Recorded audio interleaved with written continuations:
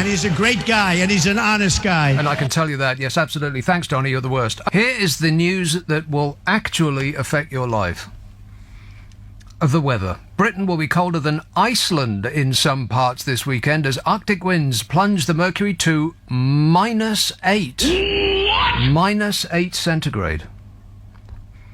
And you double it and you add 32 to get Fahrenheit, so double -8 is not possible. You cannot double the minus number. Any fool know that, so it cannot be worked out. This show really is an education, isn't it? No. Forecasters say the big freeze could last until Christmas.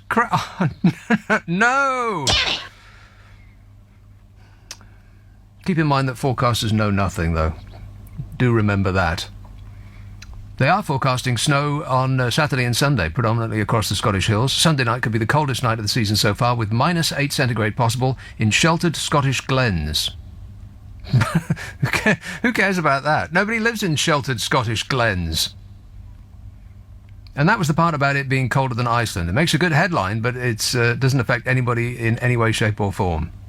It's the uninhabited part of Scotland will be colder than Iceland, perhaps, which will discombobulate no one at all, just a few sheep and their attendant botherers. A low pressure system will start to pull cooler air from the northwest down, bringing a cooler feel, said Met Office forecaster Ollie. Tomorrow will be mostly cloudy in the south, patchy rain, brighter in the afternoon with sunny spells, although rain will linger longer for the southwest of England. It'll be largely dry and bright elsewhere. Sunday will be chilly with sunshine. It'll always, however, be raining in Glasgow. I bet it's raining right now. I'll double-check for you, caller, while you wait. I've got an app for that. Oh, it's not raining now in Glasgow. Nor is it going to be raining this evening. Or tomorrow. Wow. Or Sunday. I don't believe it. Monday? Ah, yes. Heavy rain on Monday. Normal service will be resumed on Monday. Dinna be feared. That big yellow thing in the sky, Glaswegians, that's the sun. It's always there. It's just that you never see it.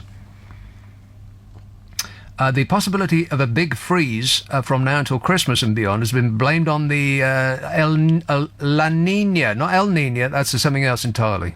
The La Nina, which, as of course you know, is a weather process that cools the eastern Pacific Ocean, resulting in mild easterly winds, which allows bitter northerlies to sweep in. Of course you knew that, right? Yes.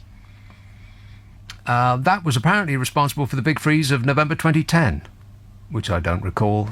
Probably felt much like any other winter, where we apparently saw lows of -13 and snowfalls of 2 feet in places, which undoubtedly, I don't recall it, but it undoubtedly drew the country to a standstill. 2 inches is enough to bring the country to a stop. 2 feet would constitute a national disaster.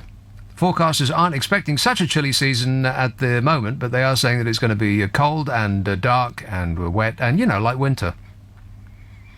According to the Met Office, the risk of colder than normal conditions remains a significant possibility. It's okay, everybody. We've only got, until it starts to get warm again. December, January, February, March, April, May, June. So it's only another 8 months to go. There was a curious, I don't know, this is odd. The amount of information that was released this week showing how the rich and shameless secrete their wealth up places that you'd be hard-pressed to find on a map, and the almost no reaction of any kind whatsoever to that information just was curious to me. This is what The Guardian said. When this all came out, The Guardian and Panorama were 2 of the organisations that were part of the international sleuthing organisation that ferrets out such information. They said if it feels like there's one set of rules for the rich and another for the poor, it's because there is. So far, not surprising. They said a report in September, co-authored by the economist Gabrielle Zucman. Oh, she is fantastic. Estimated that approximately 10% of global GDP, that is all the money that we earn as a planet, 10% of it, $7.8 trillion, is held offshore.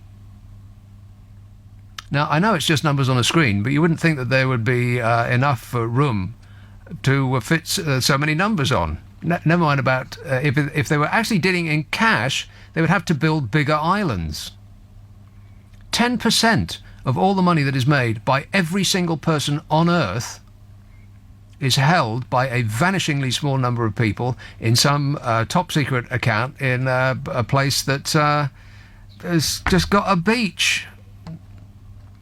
80% of all offshore cash is now owned by 0.1 of the richest households on Earth.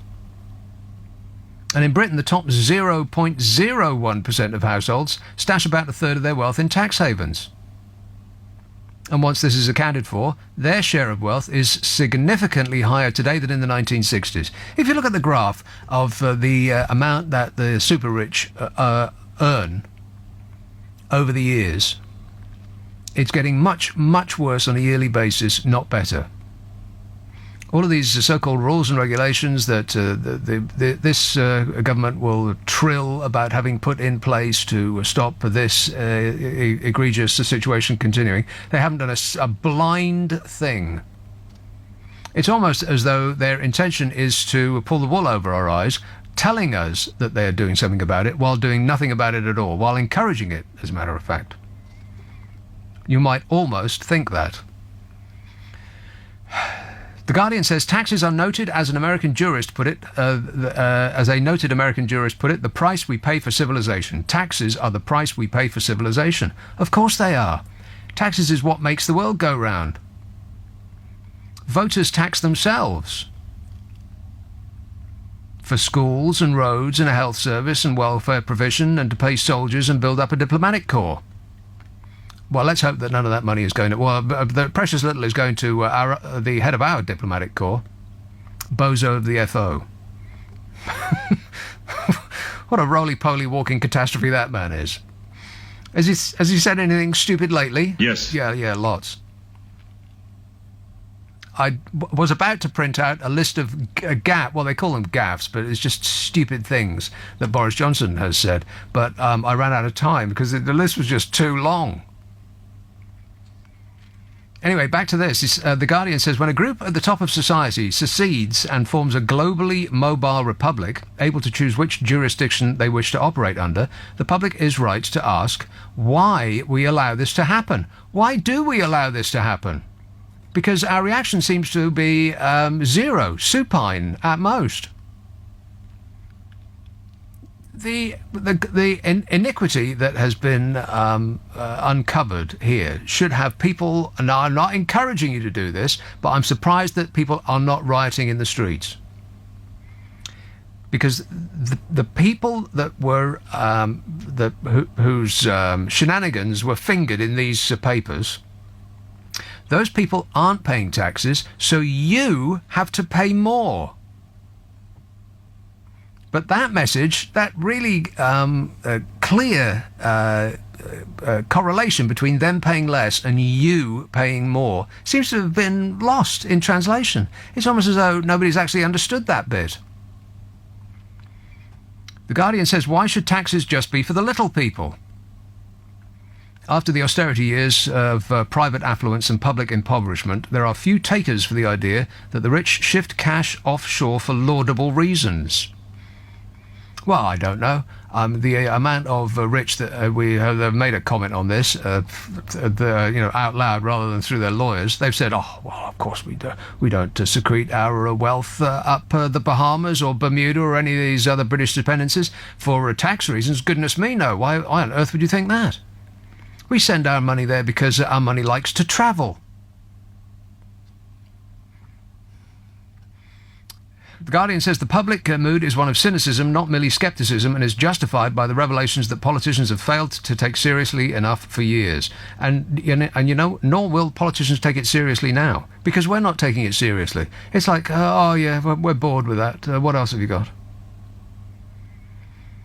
And the guilty have trotted out the exact same excuse they always give. We've heard the same thing word for word whenever one of these individuals or companies get found out. And you've heard it so many times, you could say it along with me. We pay the full amount applicable in every jurisdiction in which we operate. It's almost like the international criminal super rich are using that as a joke, like an in-joke. Oh, we'll just trot that line out again and that will shut them up. And what that translates as, they ply one country off against another and strong-arm them to change laws and pay huge amounts to accounting and legal firms to comb through the regulations and find ever more opaque and clandestine ways of skipping around the rules, without, crucially, actually breaking any of those rules. And they can only do that because no one who makes the rules had ever thought that anyone would employ such tactics. So they never thought to outlaw them. I mean, who would think that someone could give all of their money away as a gift to a company that exists only in name on an island thousands of miles from here and then appoint themselves as the financial advisor for that company that only exists in name and doesn't actually do anything? And then they tell that company that the best way to spend the money that they've given it is to pay for their own houses and Aston Martins and holidays for the person that gave the company the money in the first place. In other words, using the money that they earn, or have got, to fund their lifestyles, which is what you and I do. Except you and I pay tax on the money before we get to buy the houses and the Aston Martins and the Rolex watches and all the rest of it. And it's not illegal that they're doing that because no one in authority had the imagination or the foresight to predict that anyone would think up such a scheme.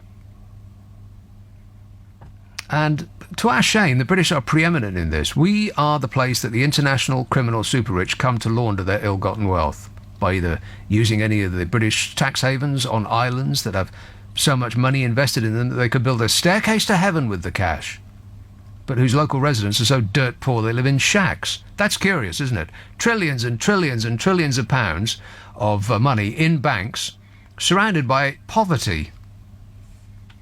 That money never leaks out of those otherwise empty buildings.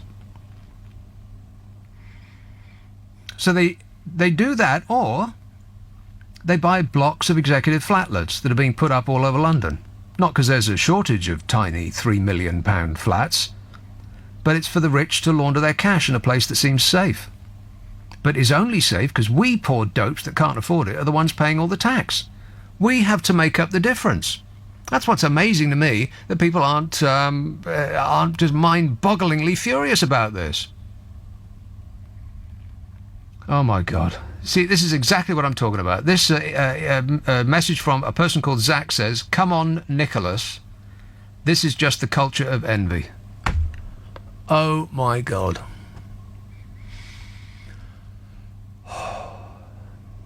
If that's our attitude, then we deserve everything we get. And that kind of makes me just want to crawl into a corner and hit the fetal position and start sobbing. I think that the world has been brainwashed. There's a gigantic propaganda campaign, and the international criminal super rich can afford it. They can afford it by buying newspapers and media organisations and consistently ramming it down your throat that there's nothing to see here, please move along. And they buy political parties to send out the same message. This is just the culture of envy. Good grief. We're subsidising the fabulous lifestyles of the rich and the shameless. Can we afford it? Of course not.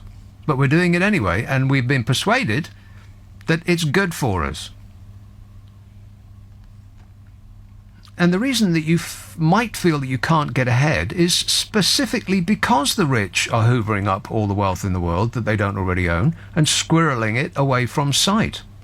And the reason that the NHS is starved of the funds that it needs to operate on your knee or save your sight, and the reason that the police don't have enough numbers to investigate the burglary or the car stolen from you, and the reason they can't fill the potholes in the road and give nurses better pay, and the reason that the army is running on empty. And we haven't got the money to build power stations to make sure the lights don't go out. All of that is because we've set ourselves up as a tax haven. And the super rich are enjoying the lifestyle that London allows, but they aren't paying for it. You are. Companies that come here and employ a workforce to make their stuff are specifically benefiting from us paying the tax that keeps their workforce healthy and builds roads that they deliver their stuff on and provides the police that maintain order and builds infrastructure that allows their factories to run. They're benefiting from all of that, but they aren't contributing to any of it. They're essentially leeching off the rest of us. But everyone's okay with that because, to say otherwise is the culture of envy. So, I mean, if it didn't sound so aggressive, occasionally I'd like to take the world by the shoulders and shake it awake. Listen to him. He knows everything. Here's a furious call in Hyde Park. Hello, William. Hi, Nick. How are you? Good, thanks. Furious is a little bit stretching it, but I was enjoying your expert rewriting of the national tax code. Yes. Because you worked out what was wrong with it. Mm-hmm.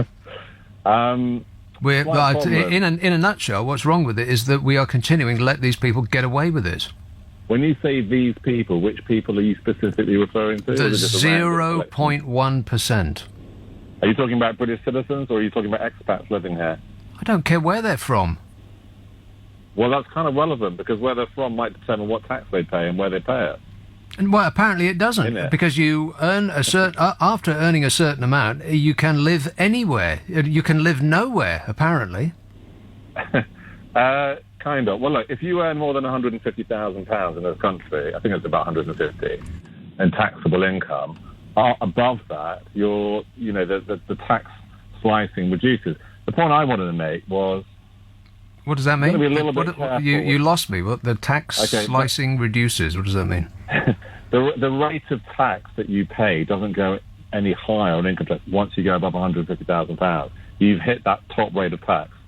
So it doesn't go to 70 or 80 or 90. Okay, but I'm not really talking about the people who earn £150,000 a year. I'm talking about the people who earn £15 million a year. Those people are the problem. I'm talking about corporations that earn billions of pounds a year and pay so little tax that we, the public, actually give them a refund.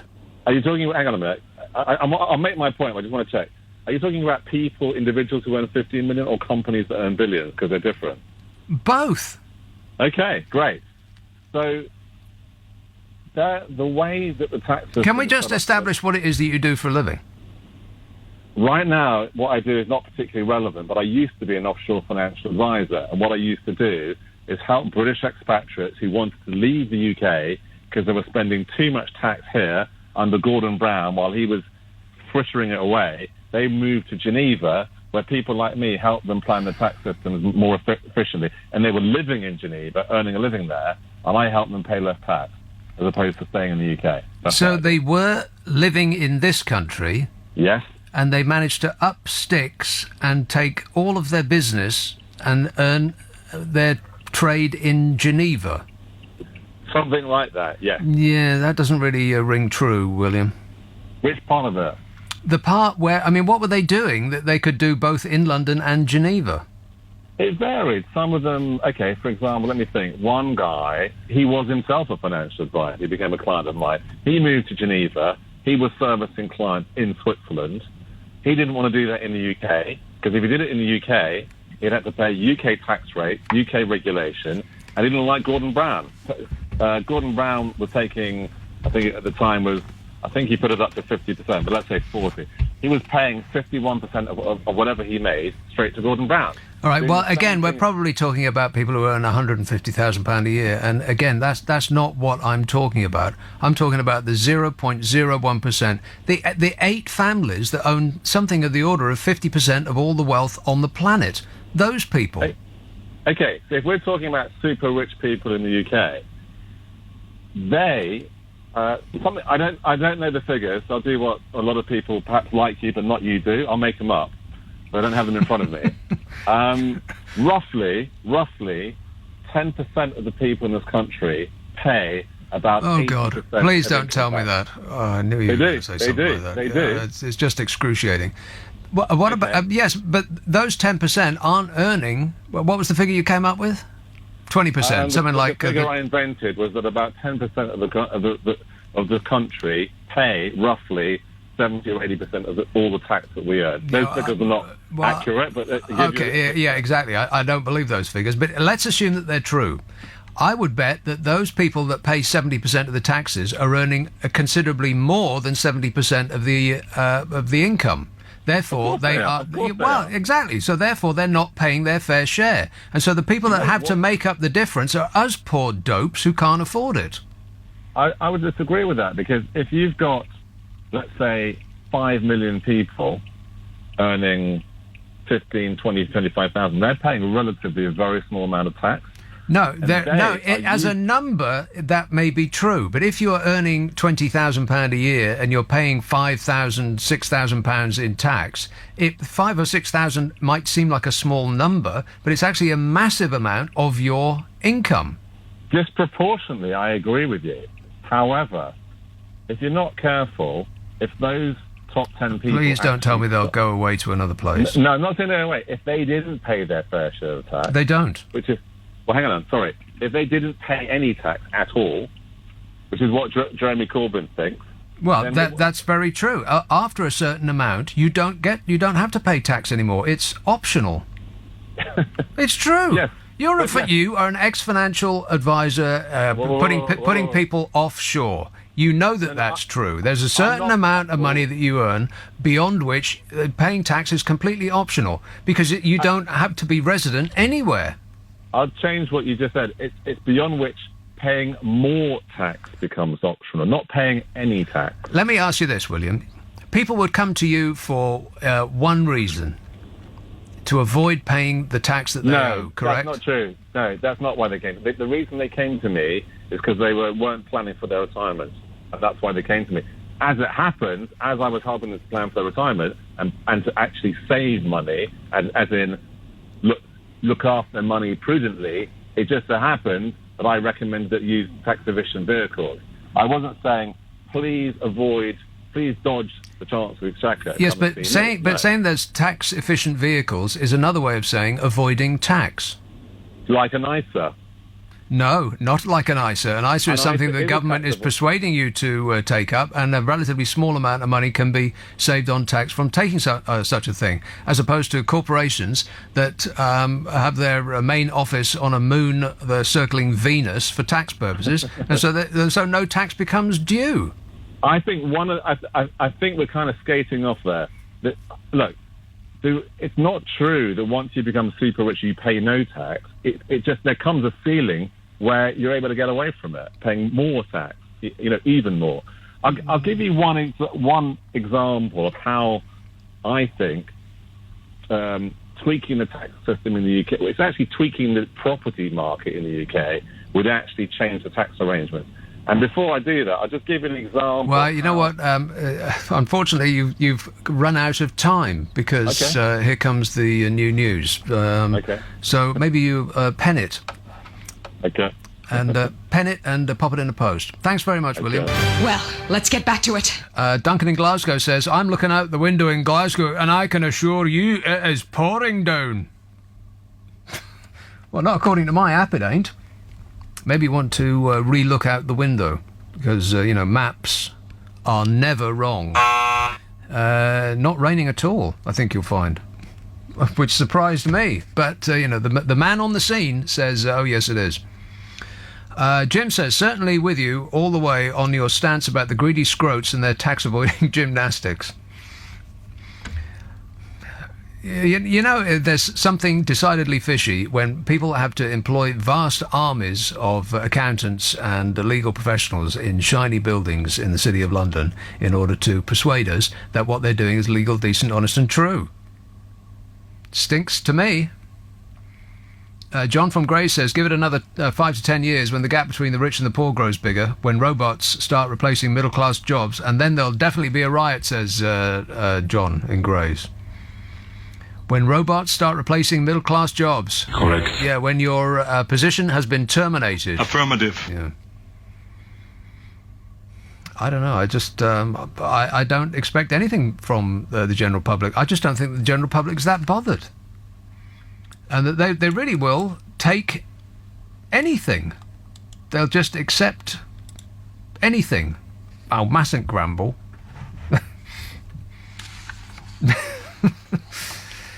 I mean, you'd think that there would have been just such fury. I mean, it's not like it was hard to find. This stuff was all over the newspapers. And it wasn't just The Guardian that took it. The other newspapers, duly followed suit as well. It was on Panorama twice this week. All over your TV. I mean, Panorama is,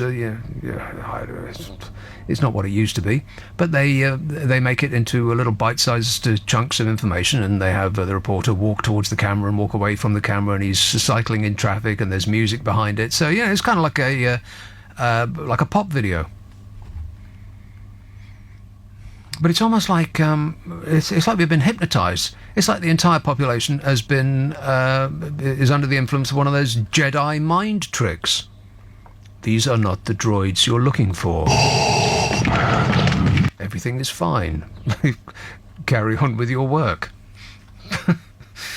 And companies that are benefiting from squirreling their money away on these mostly British island dependencies, what they'll usually fall into line and say is that everything is okay because they're at this point they're angry, often sitting in front of a Home Affairs Select Committee, and irritated that a peasant is questioning them.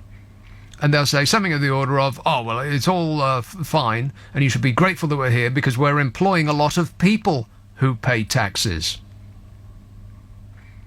Yeah, don't worry about us not paying any taxes. Our cleaner pays taxes. My secretary pays taxes." You know that they run out of good responses when they come out with that one. And like I said, what's most dispiriting is the pushback from the very people that are suffering because of it. They are engaging in an emergency PR campaign to persuade us poor dopes who pay taxes that the way things are is better for us than changing, upsetting the status quo, and people are buying it. Phil says the terms culture of envy and politics of envy are often used when suggesting that the rich should pay more. When the poor are told to pay more, the terms tough decisions need to be made or there is no magic money tree are used. Yeah, exactly. There is no magic money tree unless Theresa May wants to buy 10 votes. Then there's a whole orchard of them. An orchard of magic money trees raining their cash all over her.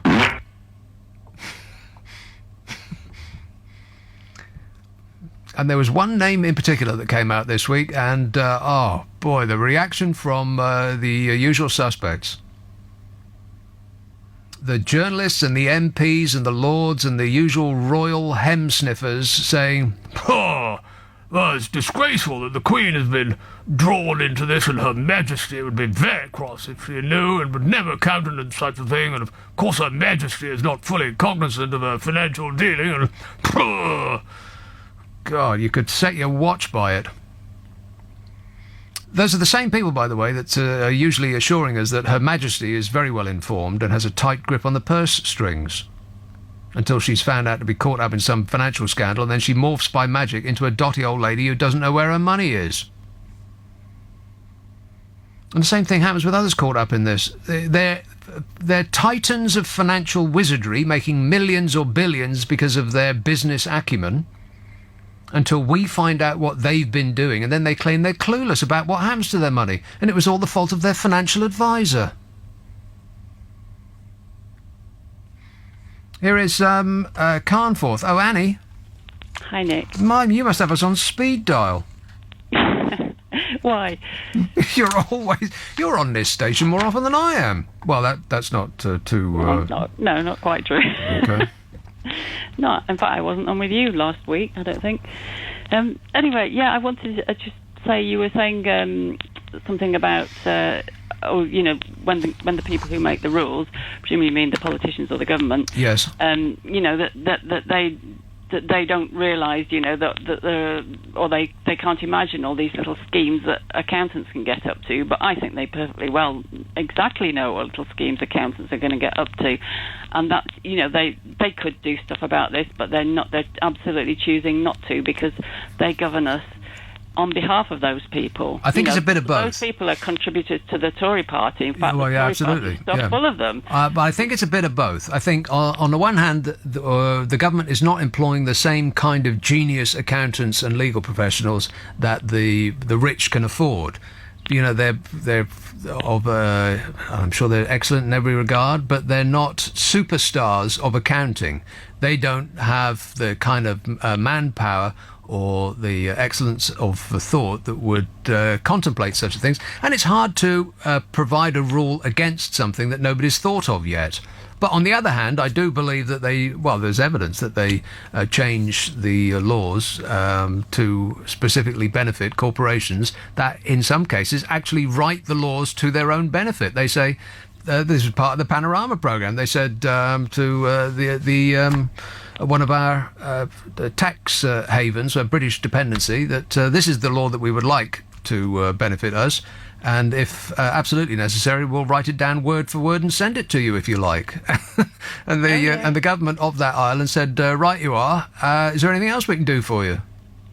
Oh, absolutely, yeah. And I mean, a lot of the Tory cabinet members, especially for that coalition government, I think they had about 19 millionaires or something in that cabinet. It was absolutely ridiculous, I mean, they are the people, that they've no interest in controlling this sort of thing, because they are those people. No, of course. I mean, even, the Panama Papers that came out a while ago, yeah. David Cameron's father turned out to be one of the ones who was squirreling his money off.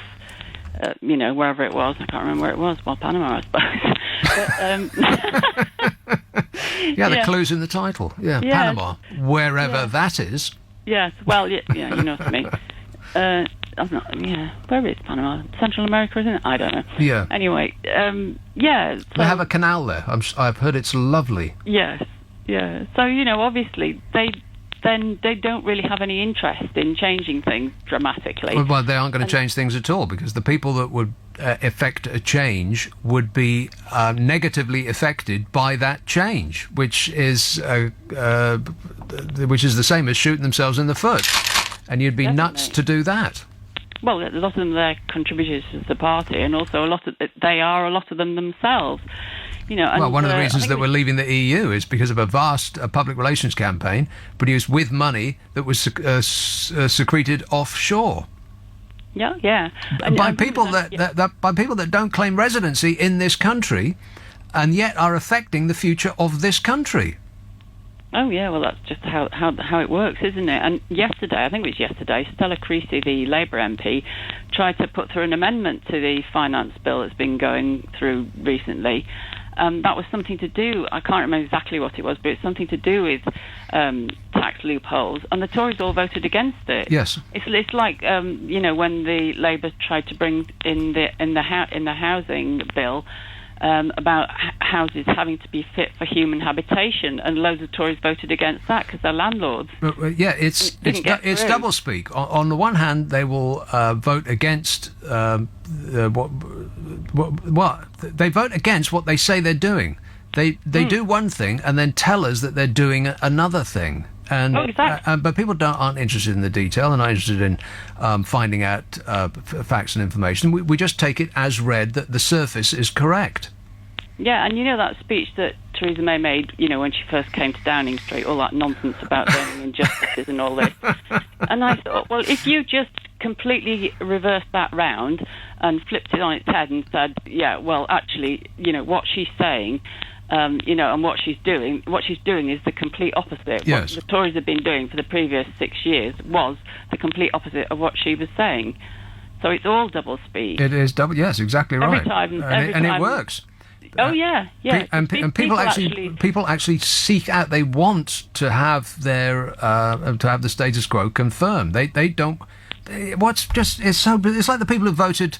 It's like the poor people who voted for Donald Trump, actively working against their own interests and defending working against their own interests with violence if necessary. I think, but Donald Trump was saying all this rubbish about, I can bring jobs back to drain the swamp. I'll bring the coal mining back and all this.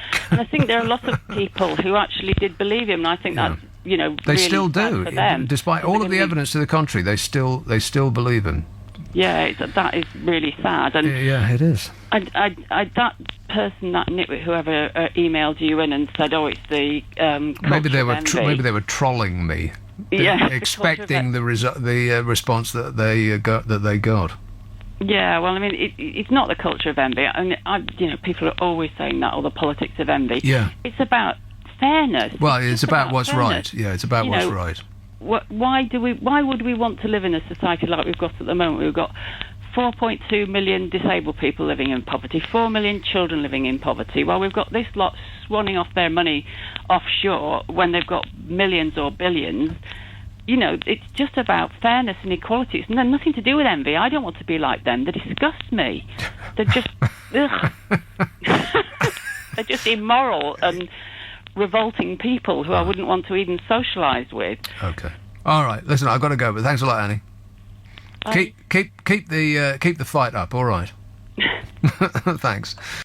Here's an instructive call in Dulwich. Robert. Hello, Nick. How are you, mate? Good, Having an thanks. evening?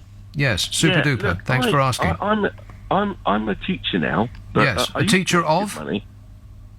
Mathematics. Maths. All right. What Yeah. are 6/8? 48 last time I checked. I don't know. There was a bit of a gap there. Slight I tell you pause, what, I thought.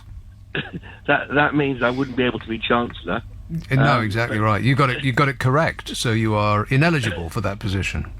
Look, this whole tax thing, I think you're being a little bit mean on people. Oh no, but I haven't got it wrong again, have I? Keep doing that. You'll come back for detention, and I'll explain to you. But no, look. Detention? I'll just take the punishment right now. Thank you, sir. May I have another? No, you know what it is? I think most people understand in this country that if you're on an average salary or even just a bit more, and you've got 2 kids, you're probably, all the tax that you pay is being used up on public services. If you've got 2 children, the state is putting in £11,000 a year towards their education.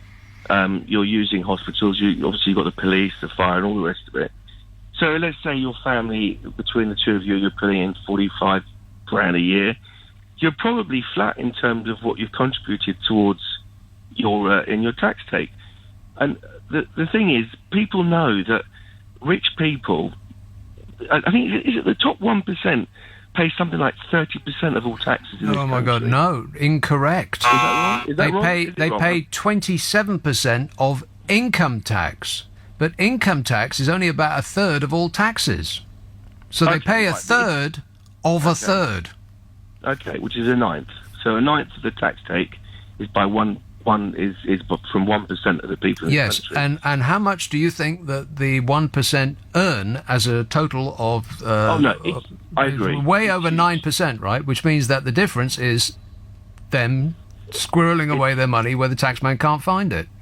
It's huge, but what I would say to that is, I think that most people also know that. You seem to be Well, speaking on behalf of most people a lot, Robert. Well, no, but I know that public services, apart from the fire service, every single other public service is just wasting money left, right, and centre. If you look at countries like Singapore and Hong Kong, I've spent a bit of time in the Far East, and I tell you what, Singapore has got the best public services in the world. It's now the richest country per capita in the world, and most people in Singapore pay less than 10% in tax. Now, when you get to a situation like that, people are happy to pay it. But when people are paying... No, well, I 40%, would disagree that people are happy to pay it. It's not the percentage that is levied on your income that's the problem. It's the amount that percentage represents. If you pay 10% on 30,000 a year, then that would seem like a pretty good deal. If that's all the tax that you pay, that's £3,000. But if you pay 10% on 30 million a year, then you've got to write a cheque for £3 million. And nobody wants to do that, so you'll do everything in your power. You'll spend £100,000 on a shiny accountant to save yourself £3 million. So it's not the percentage, it's the amount that percentage is levied on. Exactly, but you're making the argument against yourself. I'm saying the idea that fairness is about everyone paying exactly the same percentage rate is erroneous. I think... Well, that's the first time that argument has come up. I have neither argued for or against it. No, but so what a I'm flat saying rate is, of tax. how does Singapore manage to do it? I've got no Oh, idea. I don't know anything about Singapore other than I don't want to live there. Well, I know a little bit about it, and what I would say is, I think we should be, rather than all the time just thinking, oh, it's not fair, and it's not right, and all the rest of it, we should actually look to what they're doing, and Well, what ask is it that they're ourselves- doing that is so much better than what we're doing? I very much that- doubt you can come up with anything other than preventing no. people from chewing gum. Well, funnily enough, that is linked to it. There is authoritarianism there. Yeah, exactly. Who wants to live in an authoritarian society? Well, it's not authoritarian in the sense that you still have a vote. I mean, everyone's very happy about Cuba, but you didn't get a vote in you Cuba. are really you're talking on behalf of everyone a lot, Robert. Why can't you just give this position as coming from you? It's your opinion. Okay. You're not talking on behalf Fair enough. of everyone. Fair enough. I look at it like this. I look at companies like Apple. I love their products. I know that they employ a lot of people in this country. Are paid, and I they're PAYE, hate so their they pay a lot of products, tax. by the way. Oh, I wouldn't buy anything from Apple. Not now, not ever, never. Hate them. But anyway, unless they're advertising with us, in which case it's a super gift for Christmas, and I'd buy yourself 2 of everything they're selling. You're worth it. Yeah, that's right. Yes, exactly. But my point is that they are now. They didn't go, not really. Please Not don't anymore, repeat again. their PR fluff about them paying more tax than any company on earth. No, but this is how economies evolve. This is how business evolves. Do you know how much you money can't- they got squirreled away offshore? That's $250 billion in cash. yeah, I know. and that's just the bit that we know about. Look, before I was a The very teacher- essence of offshore investments is that they're secret. Look, before I was a teacher, I worked in the city. I actually used to make telephone numbers. I was offered one of these offshore deals one year. I made so much money, and I didn't take it because I wanted to sleep easy at night. But I have to say that I can understand. I don't hold that against people. I don't see that. Really, I as a do, sign- because here's the truth, Robert. What the rich avoid in paying in tax has to be made up in some way. And the way that it's made up is that the poor are taxed more, or their services are cut. That is the reason that the NHS is in such dire straits. That's the reason that we have Well, 20,000 fewer police officers on the street, so that they won't come around and investigate your burglary unless you're living in a really, really expensive house. And then they'll be around there like mob-handed.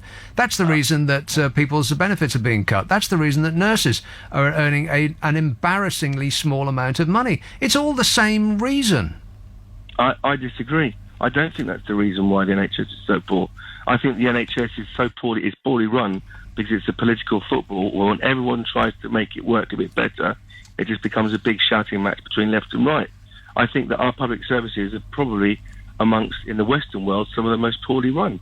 If you go to see a doctor in France, people pay a little bit of money. In Ireland, the same thing. In Yes, Germany, but the same they're thing. completely different systems that they have there. They're partly or completely based on insurance, whereas we have and are determined to continue giving over complete control to the government, despite the fact that the outcome is, as you say, not that great. But that alone.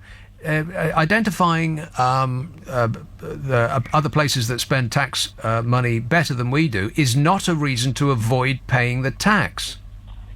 Well, unfortunately, though, human nature being what it is, if the NHS is going to keep wasting money, the NHS isn't run for the people, Nick. It's run for businesses. It's run for the businesses that supply it. Well, you could say that about anything. And again, that's the you problem. can come up with every justifiable reason why you should not pay tax under the sun. That they're frittering it away on weapons of mass destruction, which I find to be both laughable and abhorrent. 160 billion, 200 billion, whatever it is, on nuclear weapons that we'll never use. I object to that. I object to the colour of the streetlights outside my house that the council have spent my tax money on erecting. I object to no end of... I object to the war on drugs, what a gigantic waste of money that is. But that is not a reason not to pay tax. That's a reason to go and vote for a politician that has persuaded you that they will do something about it. Just opting out of the system and saying, oh, to hell with it, I'm going to avoid paying the the tax because I disagree with how the government is spending it is not a decent argument. And it doesn't help anybody except the people that are avoiding the tax. Those people are clinking crystal glasses together on the poop deck of their brand new solid gold yachts. On the poop deck, if you please.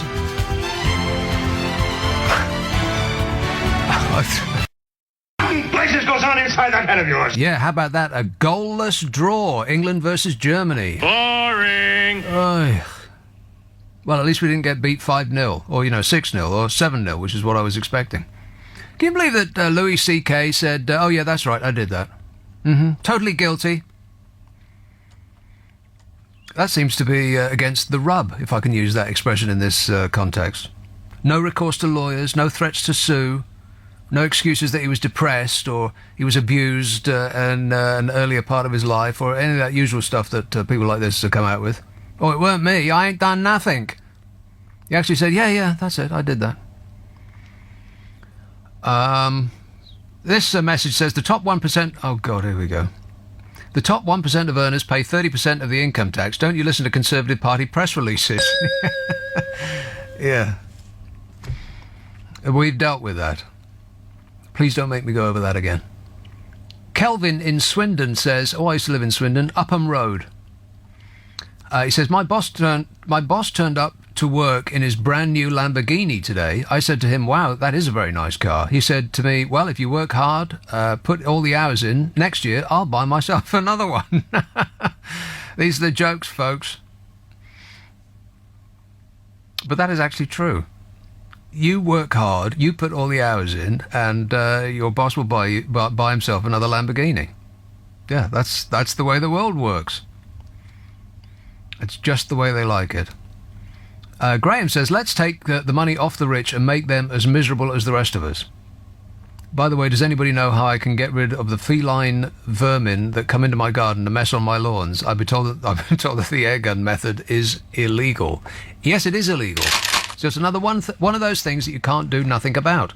How about, I don't know if it is actually foxes or whether it's badgers or whether my neighbour is coming over in the middle of the night and digging holes in my lawn. But something is doing it, and I'd like to correct it in the worst possible way. And I've looked into all sorts of things that you can buy machines that make excruciating noises whenever an animal comes near its, within its purview. But they cost 70 quid, and it might just decide to stop digging or take another route and upset some other neighbour. Or you can buy a little. You can connect the machine up to your hose pipe, and it squirts water every time something crosses its path. Or you can buy the dust that you put down in your hedges, where a fox, presumably it's a fox, gets through in order to disrupt its nasal parts. I don't know what it is that's doing it, but I wish it wouldn't do it. I wish it wouldn't do it to death. Joey says there aren't millions of people in poverty in this country. That would be relative poverty. What are you talking about, Joey? You seem to be attempting to disprove a point I've made, but I don't recall saying that there are millions of people in poverty in this country. Although there are. And all poverty is relative poverty. It's a meaningless thing to say. I mean, if you went to Biafra, does it still called Biafra, or is it somewhere else now? If you went to Ethiopia, somewhere like that, then those people are living in actual poverty. People who get born and work and die on an actual rubbish tip, searching through for bits of copper wire with which to buy a dish of gruel. I've got no idea. I mean, those people are poor. Conversely, people in this country will call themselves poor if they can't afford the film package with their Sky TV. I get that. We're talking about relative poverty, but all poverty is relative. Everything is relative. That's what my uncle says. Here's a call in St John's Wood. Andrew. Hello. Hello. Hello, Nick. Regular listener, first-time caller. Good man. And I'm calling because I'm actually an investor in a Cayman Islands vehicle. Ah, well, welcome along. Thank you. And it does not in any way enable me to avoid UK tax compared with if I'd made the same investment in a UK vehicle. Right. Why do you send your money all the way? Where is it again? In the Cayman Islands. Okay. Why do you send your money on such a long trip? Well, good question. And the answer is because it's an international fund managed by overseas managers, and it offers very attractive rates of return, and it is not a tax play at all. Right. What's the rate of return? Oh, God, I don't know. It's an equity don't investment. know? Well, it's an equity investment, so it doesn't have a formal rate of return. It involves a lot of private equity investments. But you just told me that it has a very beneficial rate of return. How can you not know what that is? It's speculative. And if things work out well, then I will make quite a lot of money. And if things don't work out well, I won't make out. Well, now, why would such a fund be set up in the Cayman Islands? Because it attracts international investors. Why? Because it's at this sort of level. It is something which is targeted towards people in a number of different countries, and the object of investing in the Cayman Islands is not to avoid your own domestic tax, in my case, UK tax. It is to avoid double taxation.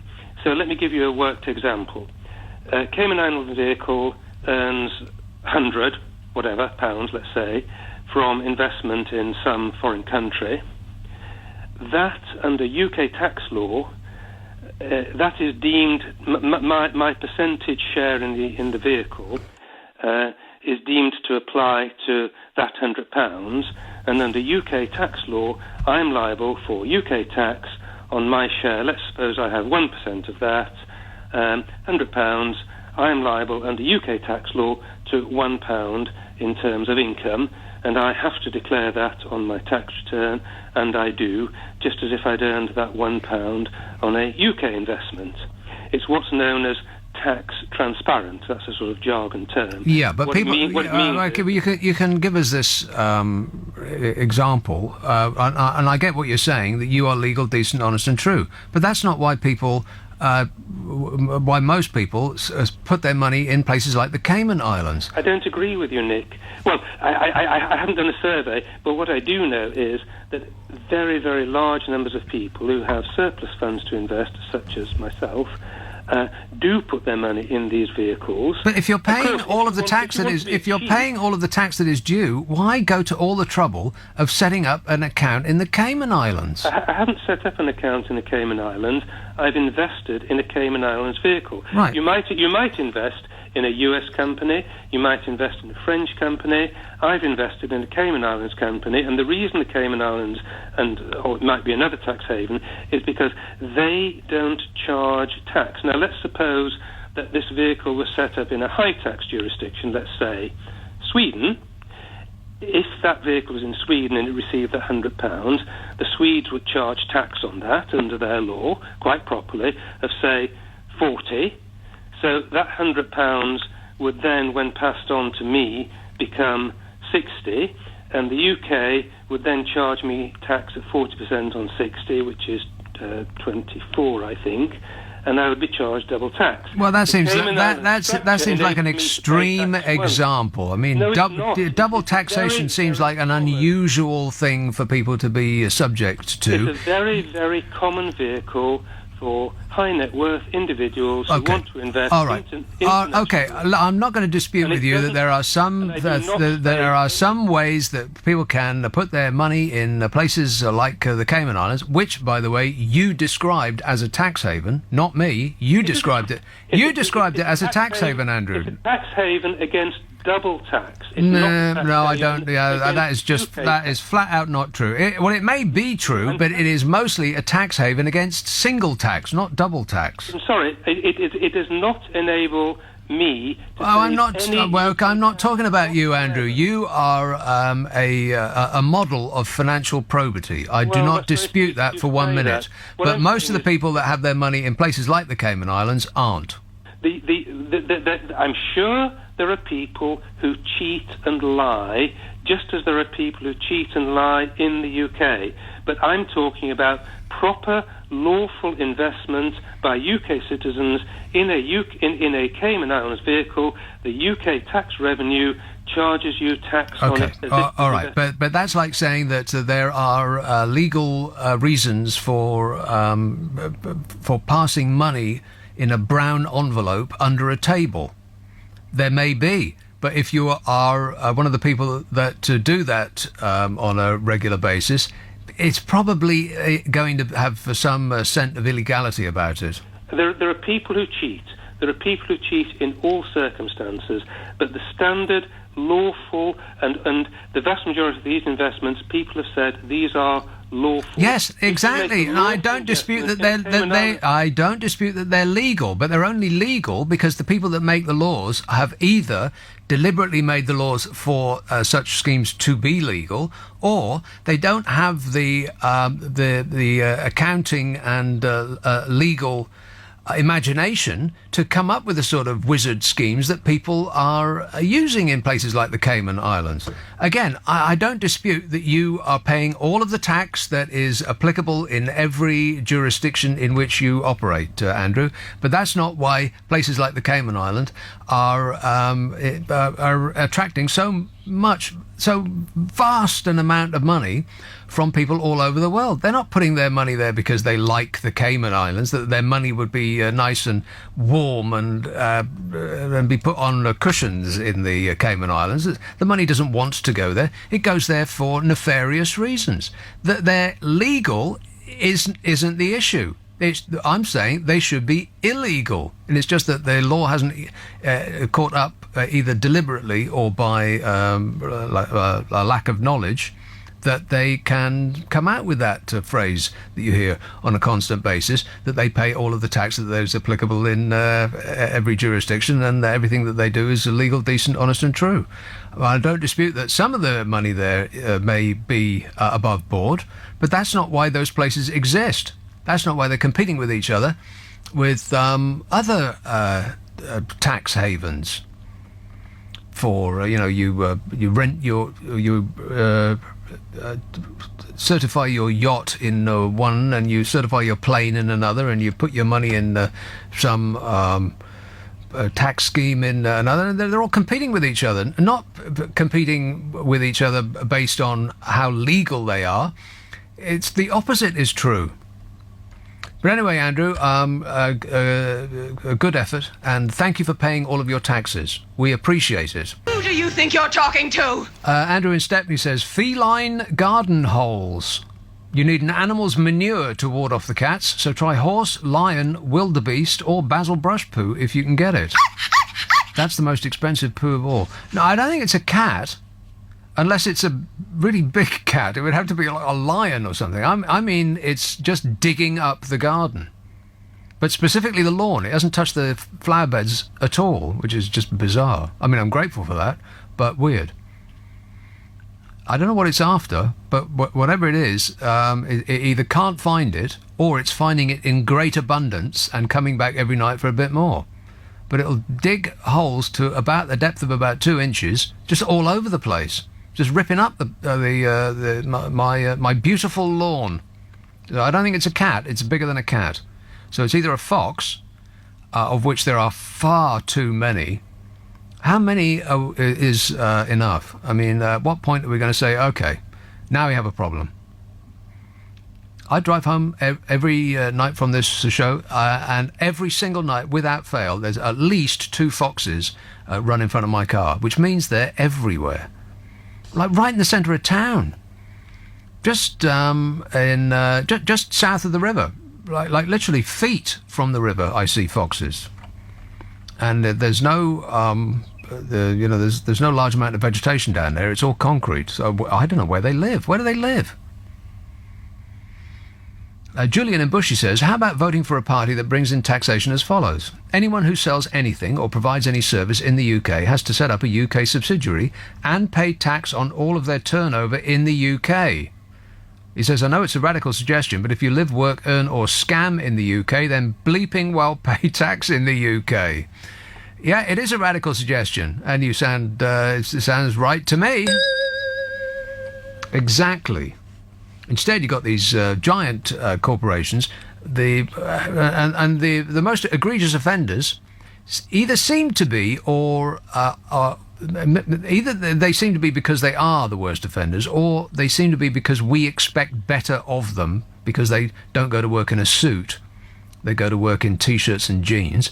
Are the tech companies. The companies who have come up out of absolutely nothing and didn't even exist 10, 15 years ago, and now are the biggest corporations on Earth, and are very quickly becoming monopolistic providers in their chosen field. They've taken over, and they've also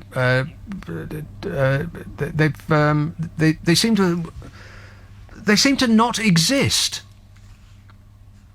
for tax reasons. I mean, there's one of them that is partially, if not fully, responsible for the closure of our high streets, that is actually getting states in America to fight with each other for its next HQ. Never mind about getting countries to compete with each other to provide these corporations with incentives, which include don't paying tax. We won't require you to pay tax, and we'll build you a building and provide you with hot and cold running champagne or whatever it might be. But it's got to the point, it's so twisted that they turn over billions and billions and billions of pounds and not only don't pay tax, we the public pay them tax. That's how bizarre it is. This message says, what is our government's motto? We can't fool all of the public all of the time, but 99.9% of the time isn't bad. Well, it's a start. And all of this, and we've been hearing it for about a week now, and I think the public are thinking, boring! What else have you got? I bet Princess Whatsit's got a new dress on, or she smiled in public. Let's read about that. Or that dipstick American singer with the tattoos. What's his name? I should narrow it down a bit. Justin Bieber. I bet Justin Bieber's got some new inking. Let's read about that. Because if you think that this is going to affect some sort of change in the rules and a resetting of the economy, such that the poor don't get screwed over so much by the rich, then you probably think that the current sex scandals in Parliament and entertainment and the rest will cause a change in behaviour. And men will now stop chasing after the objects of their desire like dogs after a car. That won't happen either. There will be no change. There wasn't any change after the Panama Papers or the Luxembourg Papers, and there ain't going to be any change now. The status quo will only change if those who are benefiting from it make that change. And why would they ruin that sweet deal that they've got? Just because a few poor scroats like me are whining about it. Things won't change, and neither will the message. The government will say that they are pursuing the irregular dealings with the full force of the law, and that'll be the end of it. No one will go to jail, and at the very most, just like the banking racket, the worst or the unluckiest of them will just have to pay back some of the money they took from us. Crime does pay. And before you know it, the dust will have settled and it'll be back to normal, and the accountants and the lawyers and the banks will have found another secret, complicated way to not pay tax. All of which we must pay to make up the difference. But they can only squeeze so much out of us. And the consequence is the NHS is falling on its face, and the police don't have enough numbers to come and deal with your burglary, and the nurses are getting screwed over, and all of the rest of it. They can't fill the potholes in the road, and it's practically a third world country we're becoming. And on top of all this, Theresa May actually threatened the EU that we would make ourselves into a low-tax jurisdiction. Like the world comes to Britain to avoid paying tax. It's what we do for a living. While saying that we are doing the opposite. You know, these are not the drones you're looking for. That. Let's have this call in Aldershot. Hello, William. Yeah, hello. William. Yes, William. It's me. Is that man again? Yeah. What? Now, when it comes to, I mean, I've been listening to what you've been talking about tax, right? Yes, I hope so. Right. Now, as far as I'm concerned, when it comes to tax, there are three aspects to it. Mm-hmm. Right. There's tax avoidance, Yes. tax dodging, Yeah. and tax evasion. Well, there's only two, because dodging and evasion is the same thing. Yeah. No. You're yes, wrong yes, there. yes, yes. Oh, I am wrong. Okay. Explain the logic underlying that conclusion. I will tell you what. You know, let's look at it like this, right? How? There is a high road, and you're walking on the high road, yeah? Mm-hmm. And there is a very big van coming towards you, Oh, no. right? And then that van is going to get some tax from you. And then what you do is you throw down a 20-ton brick between yourself and that van, so that that van smashes into that 20-ton brick. That is what it's called tax avoidance. Now, that is illegal. No. Tax avoidance. Hang on, I haven't finished. Now, there is another one. Avoidance. Yeah. Right. Let's see if you get this one wrong too. Go ahead. Now, you can use another method. Now, when that van comes towards you, you stop that van and say, oh yeah, that man who's got that tax, he's gone that way. Yeah. That's carry him some porkies. Yeah, he'll go the wrong way. Yeah. Can we just agree that you're confused? And then there is tax evasion. Right. When that van comes towards you, before he knocks you down, you jump one side of the street or the other side of the street, and it passes you by, and it doesn't knock you down. Yeah. Have you been knocked down lately, William? I'm just curious. What? I don't know. It sounds like you're suffering from concussion or something. No. Anyway, I don't have a concussion. Let me assure you, William, that you're getting everything completely correct, apart from absolutely everything that you just said. Totally wrong in every regard. But never mind. Good effort. Better luck next time. Let's hope there's not a next time. There are two ways not to pay your what people call their fair share. It seems such a weak phrase that. There should be something stronger, a stronger way of putting it. You should be there's two ways for people not to pay what they bloomin' well owe. Your fair share. It just sounds so whiny. Stop whining. There's tax avoidance, which is completely legal and is used by the rich. And there's tax evasion, which is completely illegal and is used by the poor. Now, there's much more money being avoided than evaded. But the avoiders are doing so with the full backing of the law, and the evaders are not.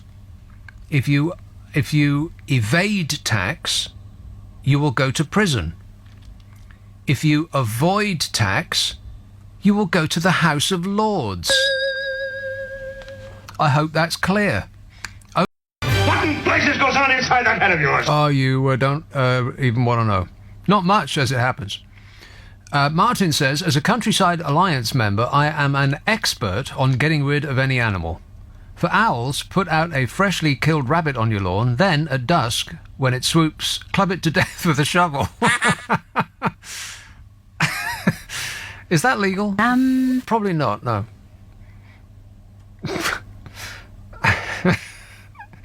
Jonathan says, that bird, by the way, a little while ago, a prehistoric monster, I think it was a pterodactyl, swooped down and plucked a pigeon out of the air and proceeded to rip it apart on my lawn. I've never seen anything like it. It was like David Attenborough should have been whispering about it. And when it finished, there was nothing left but feathers. It ate all of it. How is that even possible? It ate its head and its beak and its little feet. Oh, one less pigeon in the world. Good. Jonathan says, Singapore low tax rates. The reason that they are successful is because they are allowed to discriminate on employment laws and people's place of origin. I don't know what that means. They don't have an NHS either. You pay for it. Yeah, but I don't know anything about Singapore or anything else for that matter, but I do know that I don't want to live there. You know, in Dubai or the UAE or any of those places over there, they pay much less tax than we do. 0, as far as I know.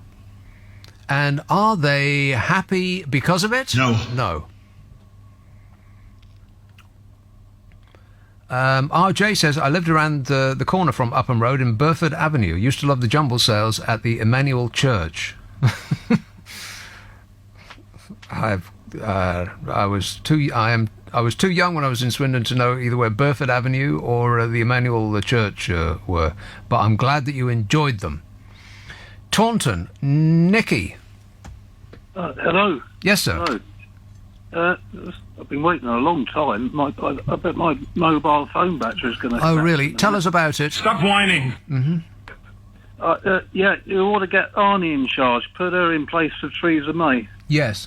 Or anybody, you've got a badger problem. Anybody might do. Yes, go ahead. You've got a badger problem. Perhaps. It might be a badger, it might be a fox. How can you tell the difference? My parents have got badger problems. They've got 3.5 acres on the Blackdown Hills. Yeah. And they're obviously foraging for earthworms.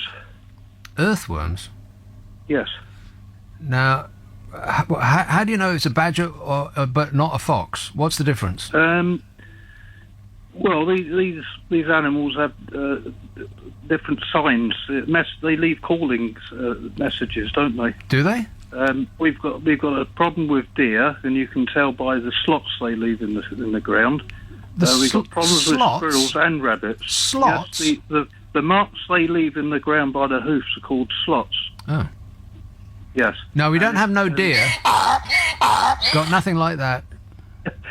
We've got problems with all of it, including sparrowhawks taking pigeons out on the wing. Oh, yeah, well, that would probably be it. But that's not a problem. That's just entertaining. Isn't it? Having some prehistoric animal rip the bits out of some annoying fat quacking thing, that's you pay big money for that. Yes, yeah. Well, two of our deceased deer had their heads decapitated earlier in the year, and nobody could figure out how it occurred. Well, maybe they were gay and they made the mistake on going on holiday in the UAE. No, we had thought of ISIS actually. Right, so there was a dead badger in my road a little while ago. It was like it was parked. It was perfectly positioned in a parking space, as though somebody had left it there overnight and were going to come and return for it in the morning. I don't know what happened to it, but it disappeared. Roadkill's very popular around here. Right. Yes. Well, it's not a sport. It's not a sport, mate. It's an accident. No. When I was a child, I used to have to cycle 3 miles to school from the Blackdown Hills to Wellington. Yeah. And on the way, some mornings I was in luck. I used to earn my pocket money by picking up the rabbits and taking them into the local butcher. What, rabbits that have been killed and lying on the road? Yes, roadkill. I used to pick them up, take them to the butcher's before going to school and get 50 pence for every one. And the butcher would do what with it? Skin it and prepare it and probably flog it for a fiver. Oh, my God. That was back in the 80s. Oh, well, you should have said. And that was before myxomatosis came about. Ah, yes. Right, okay, well, there's something to think about. Excellent work. Yes. Thanks a lot, Nicky. I'll take your suggestion. You think you gave me a suggestion, did you? Live with it? Yes, it's badgers. Badgers, right. What do you do about them? How do you prevent them from doing... Keep away from them because of the TB.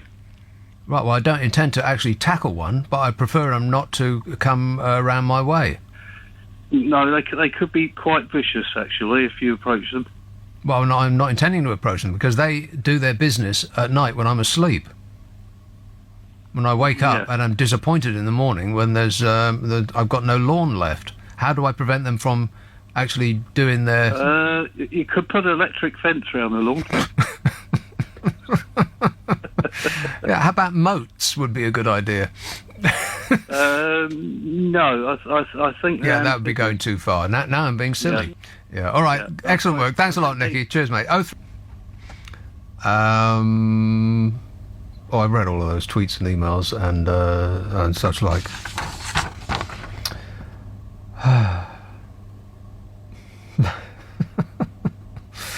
That was no help. Electric fence. There's got to be some way. I mean, if it is badgers, well, where are they living for a start? And how are they competing with territory with foxes, which seem to be they're more numerous than people round my way, foxes. And why the local cats are putting up with any of this, I don't know. Earthworms? That's disgusting. Can't they eat something a bit more pleasurable? But anyway, back to what we were talking about. This country is not going to stop being a tax haven, despite the fact that the government are continuing to try to persuade us that this country is not a tax haven. Don't you worry about that, they'll say. We've changed all of the rules. Whereas the opposite is true. It is like doublespeak. They say, we're turning left, when they're actually turning right. And people are nodding in agreement. Oh, yes, right you are. Left it is. I mean, the EU, oh, God, here we go. I know what's coming. The EU... No! They were trying to shut down some of these tax avoidance rackets, and our government was fighting to keep them open. That's the situation that we're in right now. Just like they fought against a tiny tax on financial transactions. You remember that, right? That was the tiny tax on financial transactions, the Tobin tax, the Robin Hood tax, taken from the rich and given to the poor, which seems like a revolutionary concept, because at the moment it's the other way around, taken from the poor and given to the rich. Well, they wanted to switch that around, did the EU, in order to redress the balance between the haves and the have-nots, to affect a small, tiny bit of payback from the banking racket that we propped up to our detriment. Probably for the rest of our lives we'll be paying back that, trying to make up all the money that we lost in the intervening period.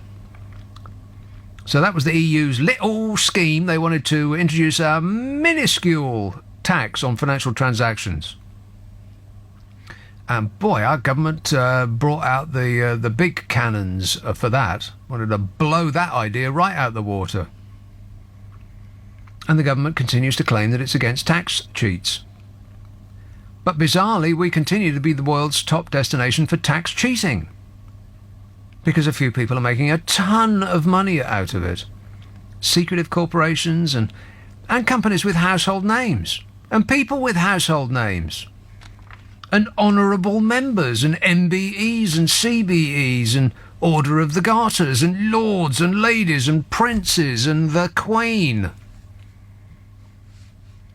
You know, Forbes, the financial media company, studied this, and as you would expect, they said that in the top 10 tax havens on Earth, we feature in 6 of them. 6 out of the top 10. The Bahamas, Gibraltar, Bermuda, Cayman Islands, British Virgin Islands and the Channel Islands. 6 out of the world's top 10 tax havens are British. When the Panama Papers were released, we found that the top 10 worst offenders, apart from our close personal friends in Ireland, included the Isle of Man, the Cayman Islands, Jersey, Bermuda and the Bahamas. Again, most of the guiltiest countries on Earth, run by us. And the ones responsible for depriving the world's people of billions, or actually trillions of pounds that could be used to benefit mankind, are being secreted away for the benefit of a tiny number of already unimaginably rich people by good old upstanding fair play British Britain, or in places that we are directly responsible for. Until something like this comes out, and then suddenly all those British dependencies are entirely self-governing and have nothing to do with us. And they've been getting away with it, and they'll continue to get away with it because the public have got bored already. They don't want to read about it anymore.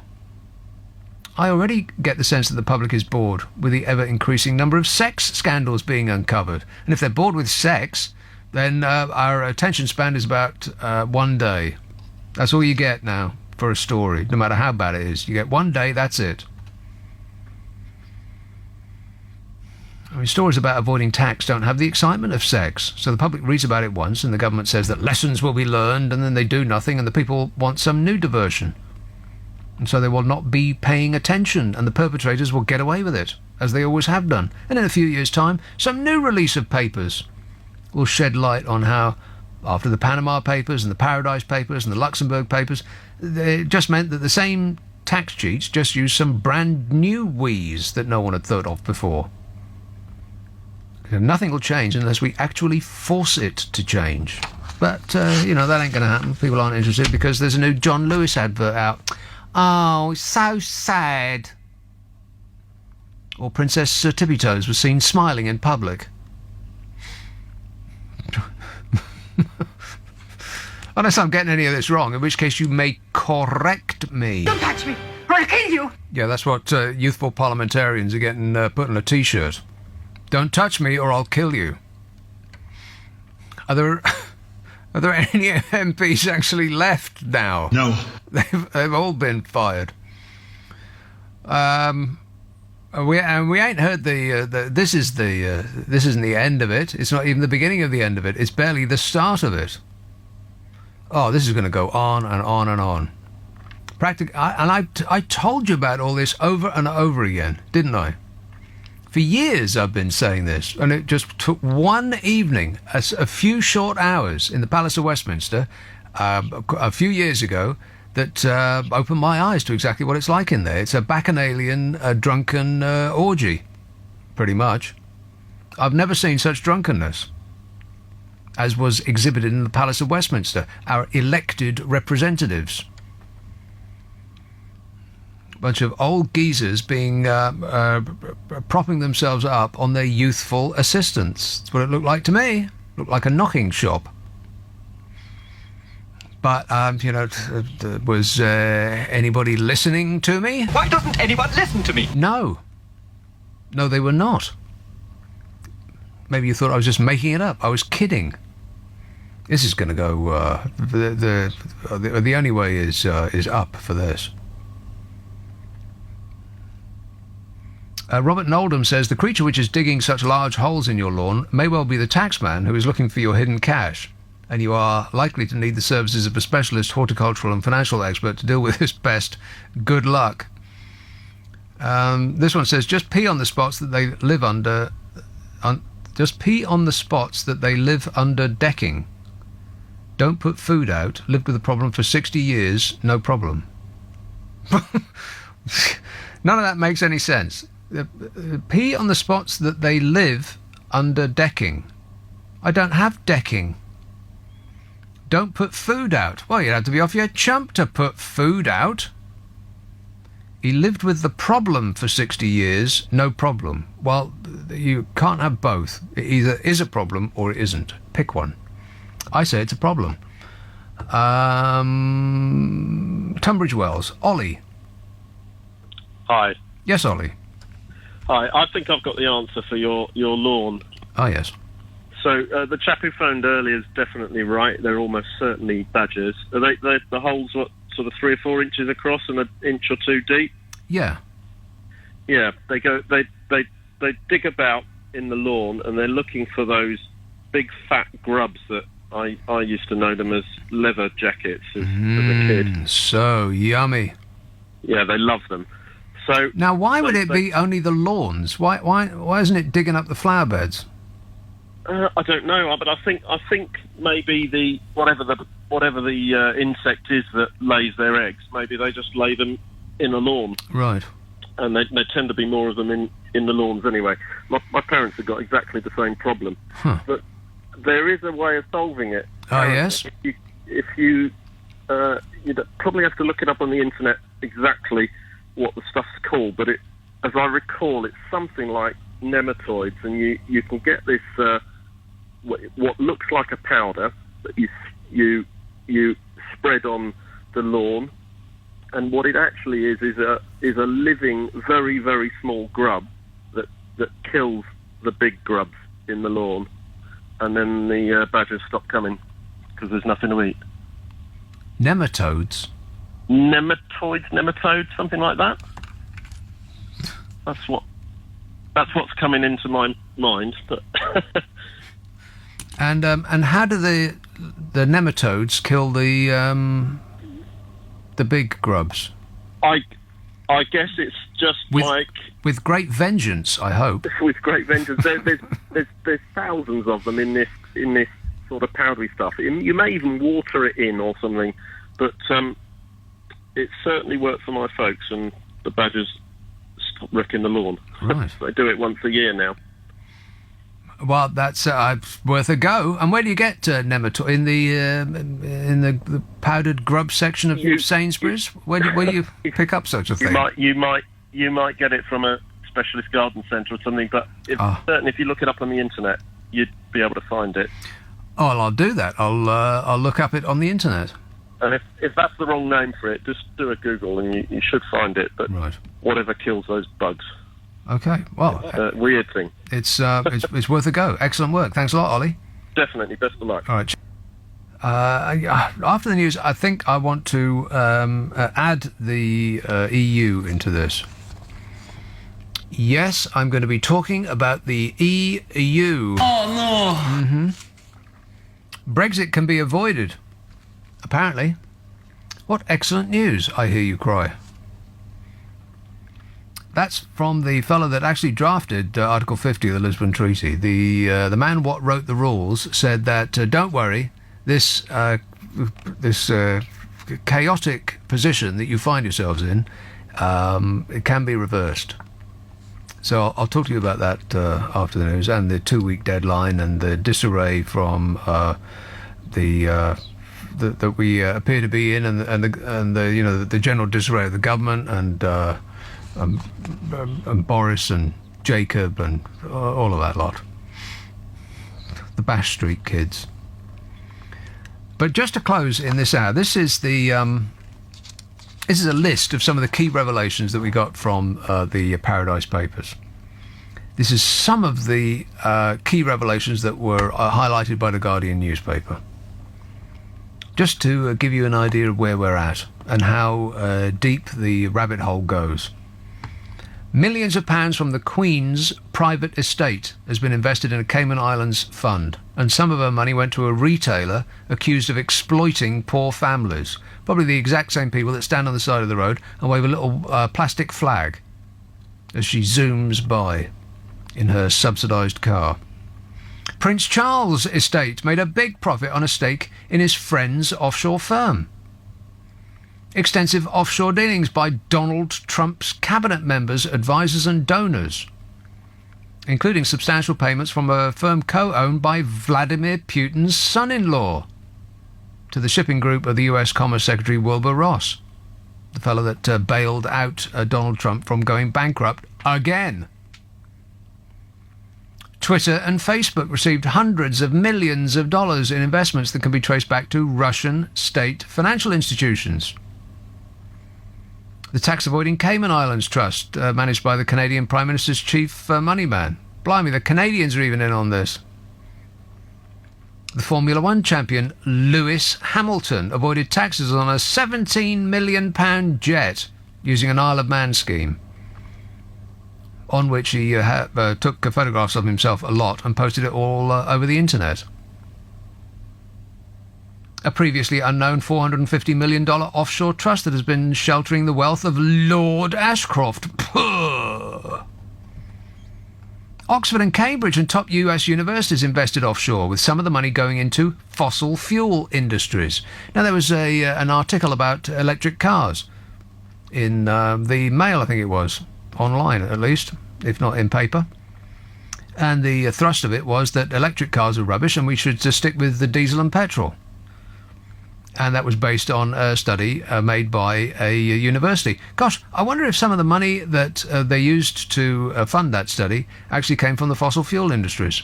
Wouldn't that be interesting to find out? There were billions in tax refunds by the Isle of Man and Malta to the owners of private jets and luxury yachts. And you might think, well, where do those tax refunds come from? Where does the money come from to refund the tax that should have been paid on private jets? And that will be you. I mean, they don't just magic this money out of thin air. You've given that money, assuming that you are a person that pays tax. The stars of the BBC hit sitcom Mrs. Brown's Boys used a web of offshore companies to avoid tax. How that is on television is just absolutely mystifying to me. You know, just because she says it in an Irish accent, it's apparently okay to say the F word. She is still saying the F word. It's just that because it's in an Irish accent, it's deemed okay. Figure that out. Would you mind telling me what this is all about? Tony Blair has popped into the news. It's embargoed until this moment. So I'll tell you about what he's said in just a minute. But first, it would be rude to ignore this call in Portugal. Roger. Hi, Ian. Yes, Roger. Sorry, Nick. What I all this talks about offshore trusts and things, and the implication now is that it's dirty, it's a means of avoiding tax and so on. Yes. But tax structuring, I was in the city for 30 years, tax structuring has been around for donkey's years. That doesn't make it right. I'll give you an example. If you have a very wealthy man who has 4 or 5 children, he would settle a sum of money in a trust, and those trustees would be responsible for making sure that as and when the time came, the money was distributed according to his requirements. So if you had one child that became a drug addict, the trustees could avoid him becoming a beneficiary. And during the time of the trust, no tax was payable within the trust if it was offshore. But as soon as any money is taken from that trust and brought back to the UK, to a UK resident for their benefit, they pay tax on that money. Yeah, assuming that they declare it. Yes, the most respectable, all the top firms of accountants and lawyers, they have all these trustee businesses all over the world. It's not some sort of back shop, little management company. No, I'm not suggesting that that's the case. I'm suggesting that some of the richest organisations of financial jurisprudence on earth, but that doesn't mean to say that they are acting in a way that an ordinary person in the street might recognise as lawful. Well, yes, no, but they've got to manage their money within the law, and all these various trusts have always been within the law. Maybe the law. Exactly. See, and that's that is. Wait a minute. That is always the refrain. We are obeying all of the laws in all of the jurisdictions in which we operate, but that's only because they can afford to hire accounting firms to comb through the law to find something that nobody in within the law has ever thought of before as a way of dancing around the law. But why don't the government employ those kind of smart lawyers to block all these loopholes? Because they can get paid a lot more by the rich. That's why. I mean, if you were an accountant and you were at the top of the top of the tree regarding the ability in your profession, would you take a functionary's job in government and earn 50,000 a year, or would you would you go and work for a rich man who wants you to avoid tax and he pay you 200,000 a year? Yes, that's why people always get away with these schemes, and then the enforcement people come along, the surveillance people come along 2 years later. So you shouldn't have done that, but they're not. They should have been working to do those schemes, not working in surveillance, or they're always 2 years late. Then they change the scheme to something else. Well, now you seem to be agreeing with me. It appears that that's exactly what you're doing. No, what I'm saying is that all the large organisations have officers who make sure that they're doing everything within the law. Yes, big banks, but again, those are weasel words, within the law. But because everybody else gets the tax deducted from their wages before they get them. That's how they operate within the law. Yeah, but I'm sorry, but there's a big difference between income and capital. I was listening to you the other night, and obviously about this time the other night, and this guy was talking about, you might have 300 million And he's confusing income with capital. Capital gains tax is only payable when you actually sell the asset or you remit the money back to the UK. Income tax is paid every year on the income generated in that year. It's not to be confused with capital gains tax. But everybody lumps it all together and says, 300 million, as if 300 million was his income. Even Alan Sugar only produced an income of 57 million last year, or whatever it was, So I think people do generally get confused, and they're so suspicious of this thing about offshore trusts that they think every one of them is some sort of crooked... I suspect that the vast majority of them are. Otherwise, why go to all the trouble of setting up an offshore account? Well, it's trouble because the structures have been in being for 50 years or more. It is trouble. You can walk into a high street bank and put your money in a current account or a deposit account. Or you can hire an accountant and a lawyer, and you can get papers drawn up, and you can choose the tax jurisdiction of your choice, and you can go into an enormous amount of effort and expense to open up an offshore account. Yes, but people only do that if they've got a substantial amount of money to deal with. Exactly. Open a trust it's only the rich that can afford these wizard schemes. Well, they pay the fees for the trustees. The trustees are all the big firms of accountants and banks and lawyers. Well, may I remind you that the big firms of accountants and lawyers are up to their necks in malfeasance and illegality. That's right. No, there are so many actions against accountants and actuaries that have miscalculated. In fact, one of the reasons we're in the mess we're in now is that the actuaries projected that the population, everybody would die at 74. It's about 30 years ago. That's something else entirely. Let's not get bogged down into that, because that's something else completely. But just look at the banks. I mean, people will say, well, the banks are, the very model of upstanding financial organisations. They've been fined billions and billions and billions of pounds, not because they are legal, decent, honest and true, but because they're the opposite of that. Yes, but, the money, they've been prosecuted for allowing money laundering. That's not the same as trust investments on behalf of families, that long-term investments where they eventually distribute the benefit to the beneficiary in England. But at the time the man died, those assets were owned by a trust, not his trust, and therefore he didn't pay inheritance tax at the time he died. Yeah, okay. But it just sounds like another wizard wheeze that is exclusively available to the rich to avoid paying the same rate of tax that ordinary people pay.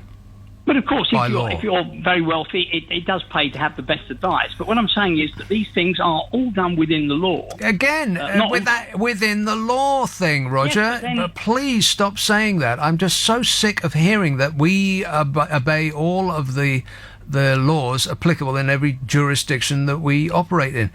They all say exactly that, to those precise words. It's like they've all got the same blooming lawyer. It doesn't mean just because it's within the law doesn't mean to say it's right. The government have got to change the law. Oh God, they do. They can't keep up. That's the problem. And then we go back to the rich can afford better accountants than the government can afford. Plus, I have strong suspicions that the government has no interest in changing the law, that they quite like it the way it is, partly because the members of the government are benefiting from these exact same little schemes. The government is packed full of millionaires. £10 billion has still only got one vote.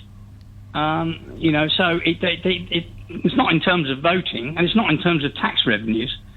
So tax revenues are received substantially for when these trusts are liquidated and the beneficiaries in the UK import the money from the trust and they pay capital gains tax, a lot of tax. Yeah, unless they import it to Ireland and then they loan it to themselves at a high interest rate, and then all these other, and then they to take it via Amsterdam, and they call up U2 and ask for tax advice.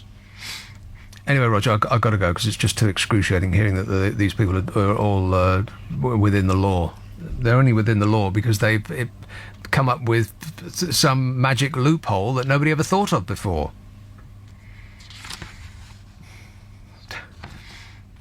It's like saying, I killed somebody by bashing them over the head with a chicken. And it doesn't specifically say in the law that it is not illegal to bash someone over the head with a chicken. Therefore, although I've killed someone, I have not broken any laws. I mean, I know that's a ridiculous scenario that I've just described, but that's what I'm hearing. That they've just found some arcane, unimaginable loophole. They've been up all night. Whole buildings full of people have been poring over the law to find another way to get around it. It's within the law, but that don't mean it's right. And what it does mean is that the rest of us poor dopes have to pay the difference. See, that's the point at which I can't get beyond.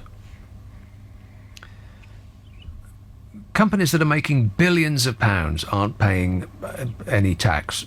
Not really. Well, like 1-2%, something like that. They're basically giving us 10 pence. We're sitting on the side of the road, shivering to death in a shoe shop doorway, and we're asking the international criminal super rich passing by, have you got 10 pence, please? And they're flicking us some change. That's 1% tax, 2%, that if anything at all. And all of the difference, all of the money that they would have paid would have gone to the NHS and the police and the nurses and the fire people and fixing the potholes in the roads and benefits and taking care of you in your old age. Apparently we can't afford that anymore. All of this stuff. We have to make up the difference. And because there's only so much that we can be soaked for, then the difference is that this don't provide the services that they would have done. That's the problem, is that life is a lot worse because of it. And we're being persuaded that it's all okay because it's within the law. God, it's excruciating. Anne in Knockholt says, badgers like worms and do not like gentleman's whittle. I had a couple of pints of gentleman's whittle just the other night. I think they call it real ale. She says the National Trust now put barley straw in the gents' loo, then spread this around their boundaries. Watch Gardener's World more. I will not. Is there such a program called Gardener's World? I never heard. Really? That's on television. Barley straw? You want me to strew straw around my fabulous lawn? I will not. Gareth in Glasgow says the offshore tax avoidance scandal is the least heinous thing about Mrs. Brown's boys. That and Miranda. Who's that for? Dreadful. I couldn't agree more. A British comedy, I don't know, it just ain't funny. Mrs. Brown's boys isn't funny, and neither doubly so is Miranda. Miranda's she's the one that just falls over, right?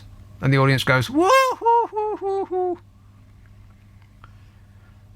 Oh, she'll say knickers any moment. Woo hoo hoo hoo. Painful. I'm listening, dear. You can talk to me. So you remember Tony Blair, don't you? Boo! Yes, Tony Blair, that's him. Liar! Well, let's not get carried away. Tony Blair has told how he recognises some of the descriptions of abuse in Westminster. What? He knew it was going on.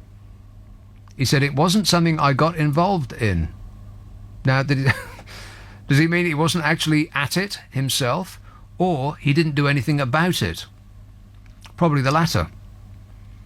Or maybe the former. Maybe he's just, assuring us that he is completely above board in that regard. But just in that regard. The former Prime Minister insisted a necessary change in culture would happen following the sleaze scandal. No, it won't. There won't be any change in culture. Any more than there'll be a change in culture of our willingness to help the super rich to avoid taxation. There's going to be no necessary change in culture. Who's he kidding? I mean, how many sex scandals have we had so far? And has there been a necessary change in culture? No. No, not after any of them. Mr. Blair said that he had been a family man during his time in Parliament, but appeared to acknowledge that he had some awareness about the behaviour of other MPs. He told BuzzFeed News It's a necessary change in culture that's going to come about. I was never part of it, he said. I was living in London and had a family. But I recognised some of the descriptions, let's say, but it wasn't something I got involved in. Again, does it mean, is he trying to assure us that he wasn't actually fiddling about? Or is he telling us that he knew it was going on and he didn't do anything about it? Because he'd have been ideally placed to do something about it, as he was the actual Prime Minister of this country. Can you believe that? No. How could you not know anything about it? I spent 3 hours in that building years ago, and it seemed blatantly obvious to me. It just looked way more gay than has come out yet. I mean, that was the thing. Maybe it was just gay night at the Palace of Westminster, but it was just so in your face. I couldn't believe it. But I've said this on the air many times. Old fat men chasing after, if not being propped up by, floppy-haired English schoolboy types. All of them, absolutely drunk off their faces. It was quite surprising. I mean, I thought it was going to be bad, and I went there with expecting the worst, but it was way worse than I...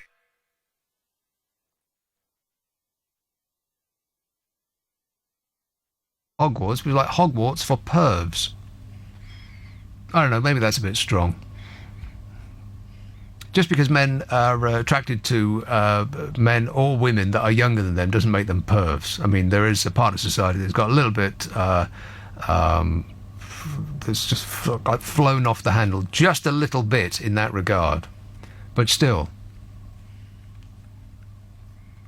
Mr. Blair also appeared to take a swipe in this interview at Labour Mayor of London, the mayor who likes to say no, Sadiq Khan, over his decision to ban Uber in London. He said there are a lot of people employed as Uber drivers who want to be Uber drivers. The question is, how do you make sure that they're treated properly? The answer is not to ban Uber. The answer is to regulate it sensibly. He says you can see this with all the major companies when they're changing society in very profound ways. The question is, how do you keep the advantages that people want? Yeah.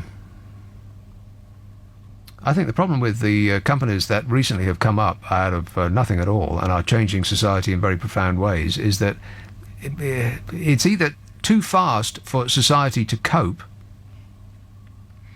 or that it's the ways in which they're changing society aren't to the benefit of the majority of the people. But the majority of the people are being persuaded that it is to their benefit because of a short-term convenience. Like, the reason that there are gaps in your high street, like gaps in a tramp's teeth, is because people are buying online now. And they're buying online because there's a giant corporation that will save you 10 pence.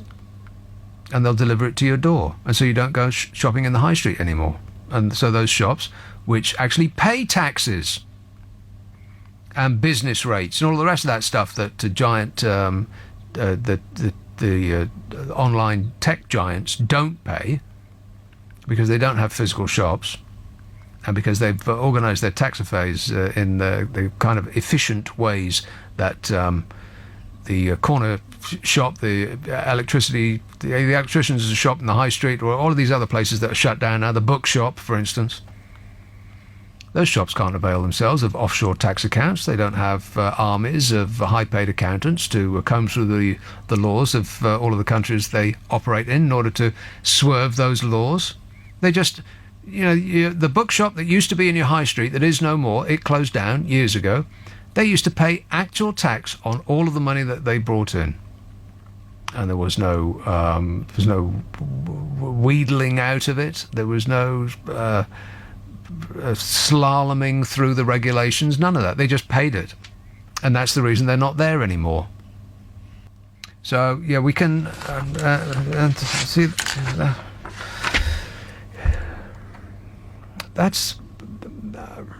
It's the human condition. I've said this before again. The thing that will do for the human race is short-termism.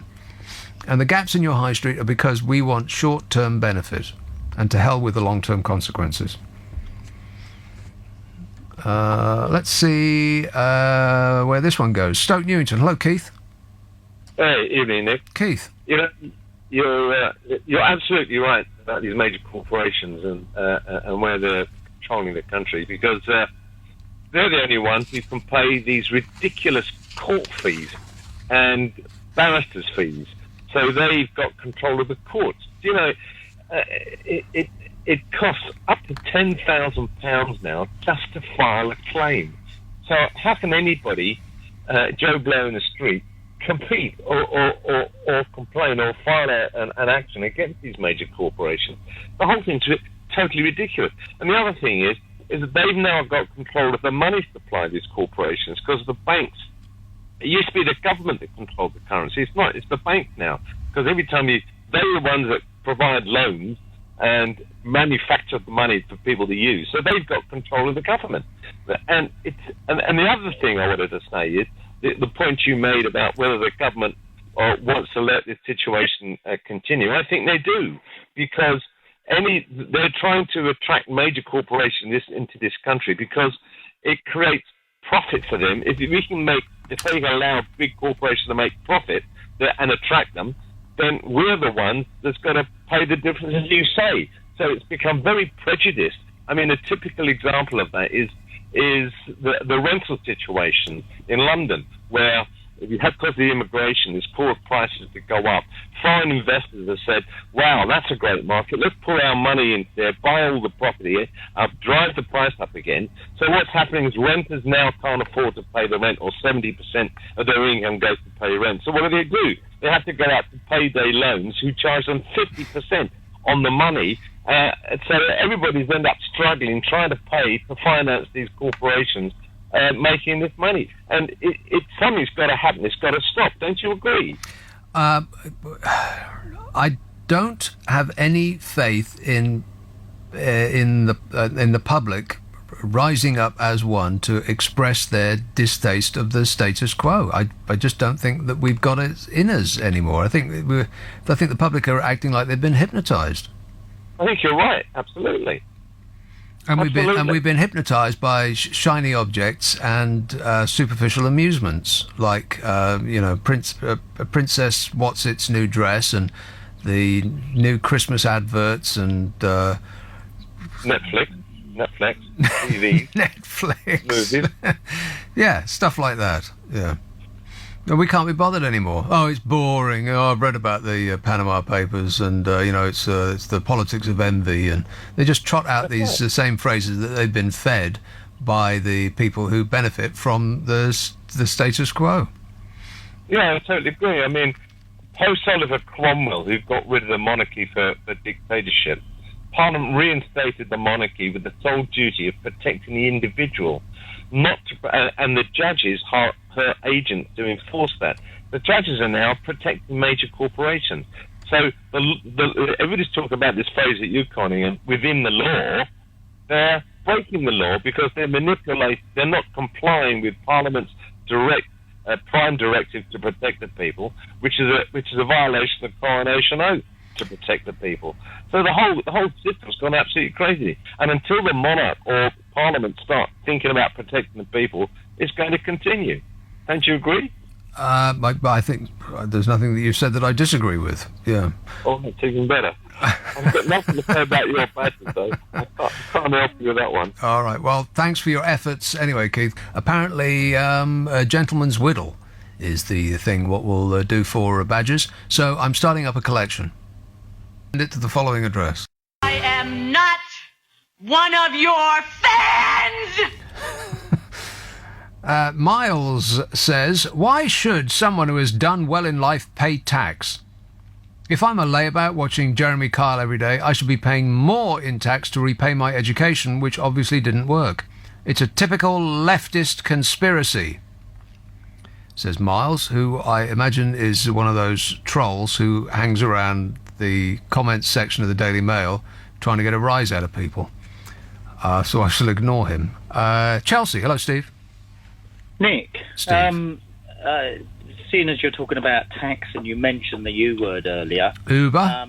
The whole system seems to be skewed against the ordinary person and small business.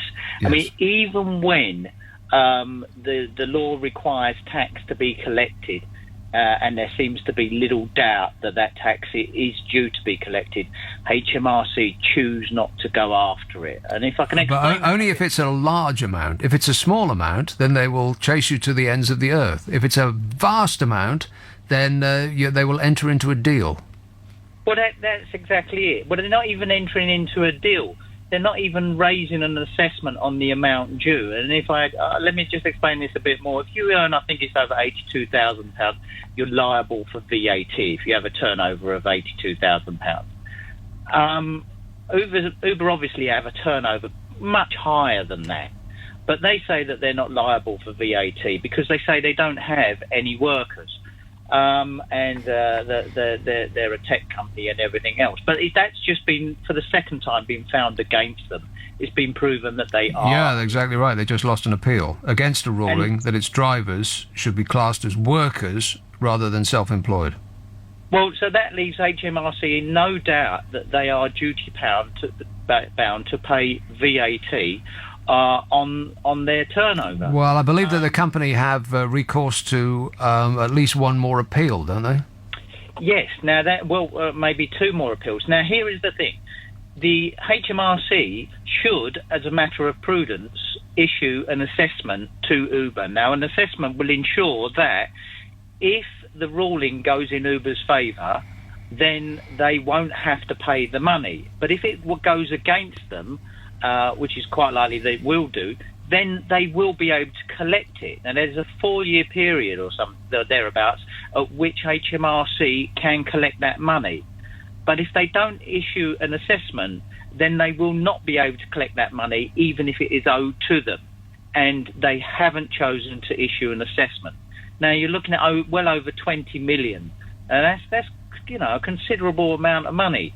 Now, why is HMRC choosing not to issue that assessment? I can't see any reason why they would do that. Well, I don't know. I could only suggest several options. Either A, 20 million isn't enough to make them get out of bed in the morning, or that maybe they're waiting to see what the appeal came up with, or... Yeah, but like I said, if the appeal comes up again in another year or two, then it would be out of the collection time period, so they wouldn't be able to collect it. The assessment is just basically a notice to pay should payment be liable. But if they don't issue it, and it costs them nothing to issue it, it's basically a written letter or an email or whatever. They don't issue it, they can't collect it because it falls outside the time period. So they know this. Why don't they just issue it, just like I say, to be on the prudent side, so that they could collect it? And this time period that you're talking about, is that right? If they don't collect tax within 4 years, then within VAT, within 4 years. If they don't ask for the VAT, as far as I know, it can only be backdated 4 years. That seems a bit of a short period for the government to give itself. It does seem a bit of a short period. More the reason why they should probably issue an assessment. But how do you know that that's the case? Because I know that it's being taken to court on those grounds, and that the tax lawyer who's taking them to court has already put that on his blog. So that's how I know it. Oh, okay. Yeah, I went to, not that this has anything to do with what we're talking, well, a little bit, not much. I went to the fireworks at Crystal Palace last weekend. Boring! They were kind of dull, but that's not why I'm talking about this. I was on a train. There's no reason why you'd be interested in this, Steve. Shall I let you go and I'll just explain I'll just whatever you feel comfortable with. Okay. All right. Well, I'll take what you say on board and leave it with me. Thanks, Steve. Good work. So anyway, I went to the fireworks at Crystal Palace, which was a big mistake. Huge. Everything that could go wrong did go wrong. God, it was an absolute blooming nightmare. Because the fireworks themselves were dull. But that's not the reason that this is so irritating. So I get on a train, and with plenty of time to spare, or so I thought. I'm almost always late for everything, but this time I thought I'll be super early because it's specifically said on the ticket you have to be in by 8:15, otherwise we won't let you in. Fireworks at 8:30. Oh, and by the way, the tickets were £8.50 plus a 50p print your own ticket at home fee. What? They charged me to print my own ticket with my own printer, on my own paper with my own ink.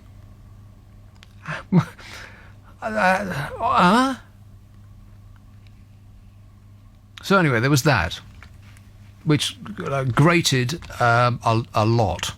How can they countenance such a thing? How does it cost them 50p for me to do their work for them?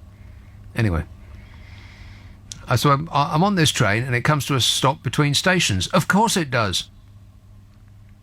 And the man comes on the radio and says, after about 10 minutes of standing still, going nowhere, "Oh, I'm very sorry that this delay to your journey, ladies and gentlemen.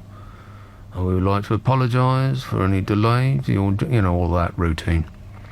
And then after about half an hour of going nowhere and time ticking away, the period at which I had to actually be there, getting closer and closer, he said, "I'm going to be walking through the train now, and we'll be going back in the opposite direction from whence we came, because of, blimey, I don't know, a badger was digging up grubs on the line, and it has, affected the train system," or some blooming excuse like that.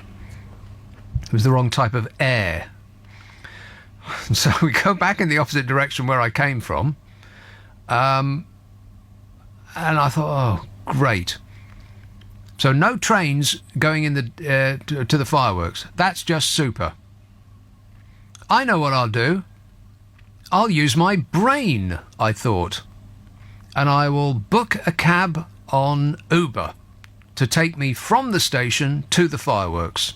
Ha-ha, charade you are.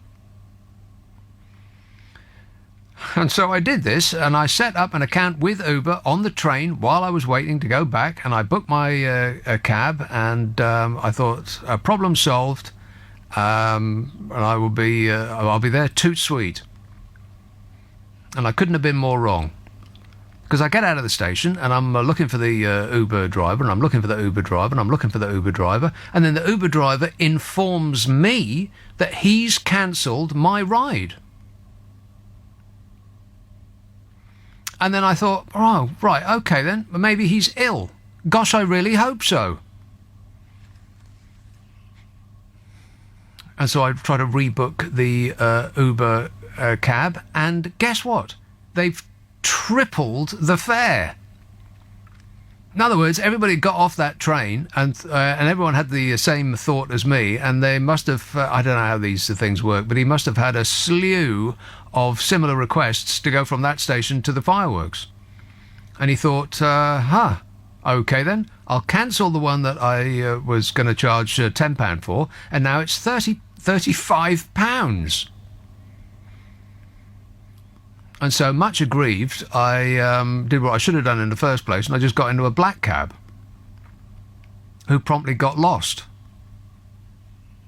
And time is ticking away, and I eventually got there and stood waiting expectantly in like penetrating arc lights, which they had lit the surroundings in, and I thought, well, they're bound to switch those off when the fireworks start.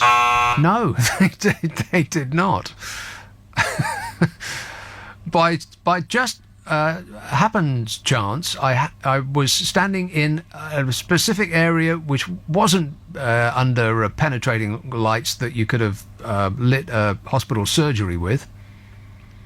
But most of the people there had bright shining lights in their face while trying to see the fireworks in the sky. Morons. I'm surrounded by morons, is what I thought.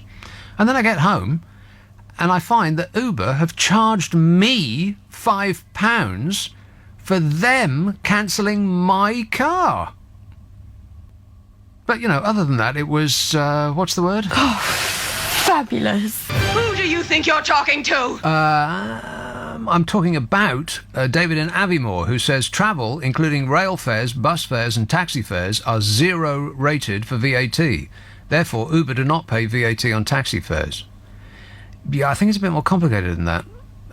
I think that Uber's position is that they don't employ their drivers, so Uber don't pay the VAT on the taxi fares. A driver would only do so if he were registered for VAT. And it seems I don't know what the amount for VAT, the threshold at which you must charge VAT. I can only dream of being able to charge VAT, but I find it difficult to believe that an Uber driver would earn enough to have to register for VAT, so the VAT is not paid. That may be the position. If it isn't, I apologise. Crystal Palace. Hello, Mick. Hello, Nick. Nick. Do you want me to hang up after your unfortunate experience in Crystal Palace? I don't know. Why would you do that? Oh, you're in Crystal Palace. I see. Right. Yes, it's your fault. Yes, I thought you was doing a beautiful seg to the call there before the break. No. Okay. All right. Well, my question is why is it now that we're at the place where we're actually judging people's morals by the amount of tax they pay? I mean, governments have got to love that, haven't they? How do you mean? Well, for example, if we deemed that somebody didn't pay enough tax on the amount of money they earn, and it's all out there for everyone to see, was that how terrible? Yes. Not contributing to society. Exactly. Yeah. That's what I mean. So people say, well, I pay my tax. Look how good I am. That's sort of where we're at now, isn't it? But I don't know what you're saying. You're saying it's a good thing that we judge people. Well, we didn't used to, did we? Yeah, I think we did. And it dominates. It dominates the news as much. Well, it only dominates the news when we get a massive release of these secret papers that, people that are household names and companies that are household names have been found out to be not playing the game. It's the same thing as, people who sell stuff off the back of a lorry. I mean, society looks down on those people. They are earning money, but they're just earning money in a way that society disapproves of. So, yeah, I think we should judge people's morals based on their actions. But are you saying that we shouldn't? But no, I'm just saying I just think it just plays into the government's hands beautifully. Either way. I'm not following your logic. Okay, I mean, there must be other ways we can judge how good or bad a person is. Oh, boy, are there ever? There's no end of ways. Right. But it seems that, I guess it's because of the news, everything's concentrated on that people are judged by the amount of tax they pay or don't pay. Or the amount of the people they have sexually harassed. Oh, yes. To bring up the other hot news story of the week. Sex and drugs and, yeah, exactly. And the other thing is, Nick, I mean, obviously, I think it's fair to say that you are more suited to radio than accountancy. Would that be right? Well, yeah, I mean, given that I don't have any skills of any kind whatsoever, yes, I'm perfect for radio. No, I could almost sense the steam coming out your ears when you was explaining about, money being shuffled away and then it being lent back. All the schemes, as you quite rightly say, that these people come up with. However, we're now at a point where, we've got a Conservative government with a little help from the DUP at the moment, and I think it's fair to say we're going to get another government, probably a Labour government, and yet each consecutive government, when these things are sort of unearthed, they never shut them down, do they? Some governments do better than others. Let's put it like that. I think the Gordon Brown government was not perfect in any regard, and we probably don't want to go back there again. We're still not missing you, Gordon, in case you were wondering. But I think they were better than the subsequent Conservative government, and better than the subsequent coalition government, and better than the current government as far as the redistribution of wealth is concerned. Now, I'm not talking about everybody should get a fair share, and we don't want this to be a communist country, and we don't want doctors to be earning the same as the people who sweep the streets. There has to be some form of encouragement for people to, get on and do well, of course. But there has to be some middle ground between what we've got now and a socialist utopia. What about a 10% flat rate?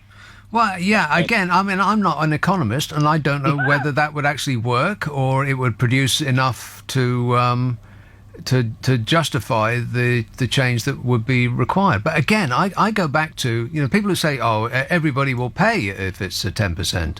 But I don't think they will. If, Mick, you were earning £10,000 a year and you were asked to pay 10%, then that would be okay. You'd be right. It wouldn't be okay, but it wouldn't seem unduly harsh.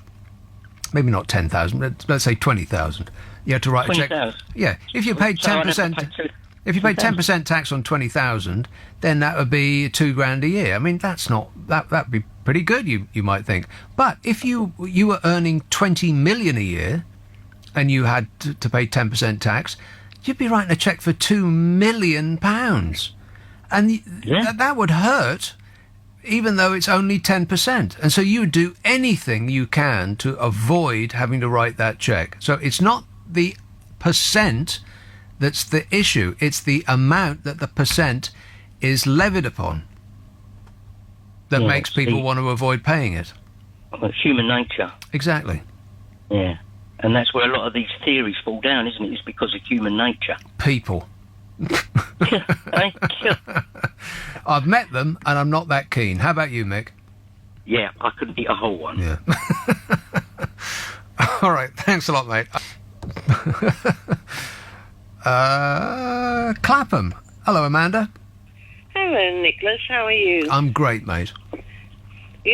I completely forgot what I was going to say because I was listening to your story about the fireworks and I was just laughing so much. On and on and on I was going, whining and whining. Stop whining.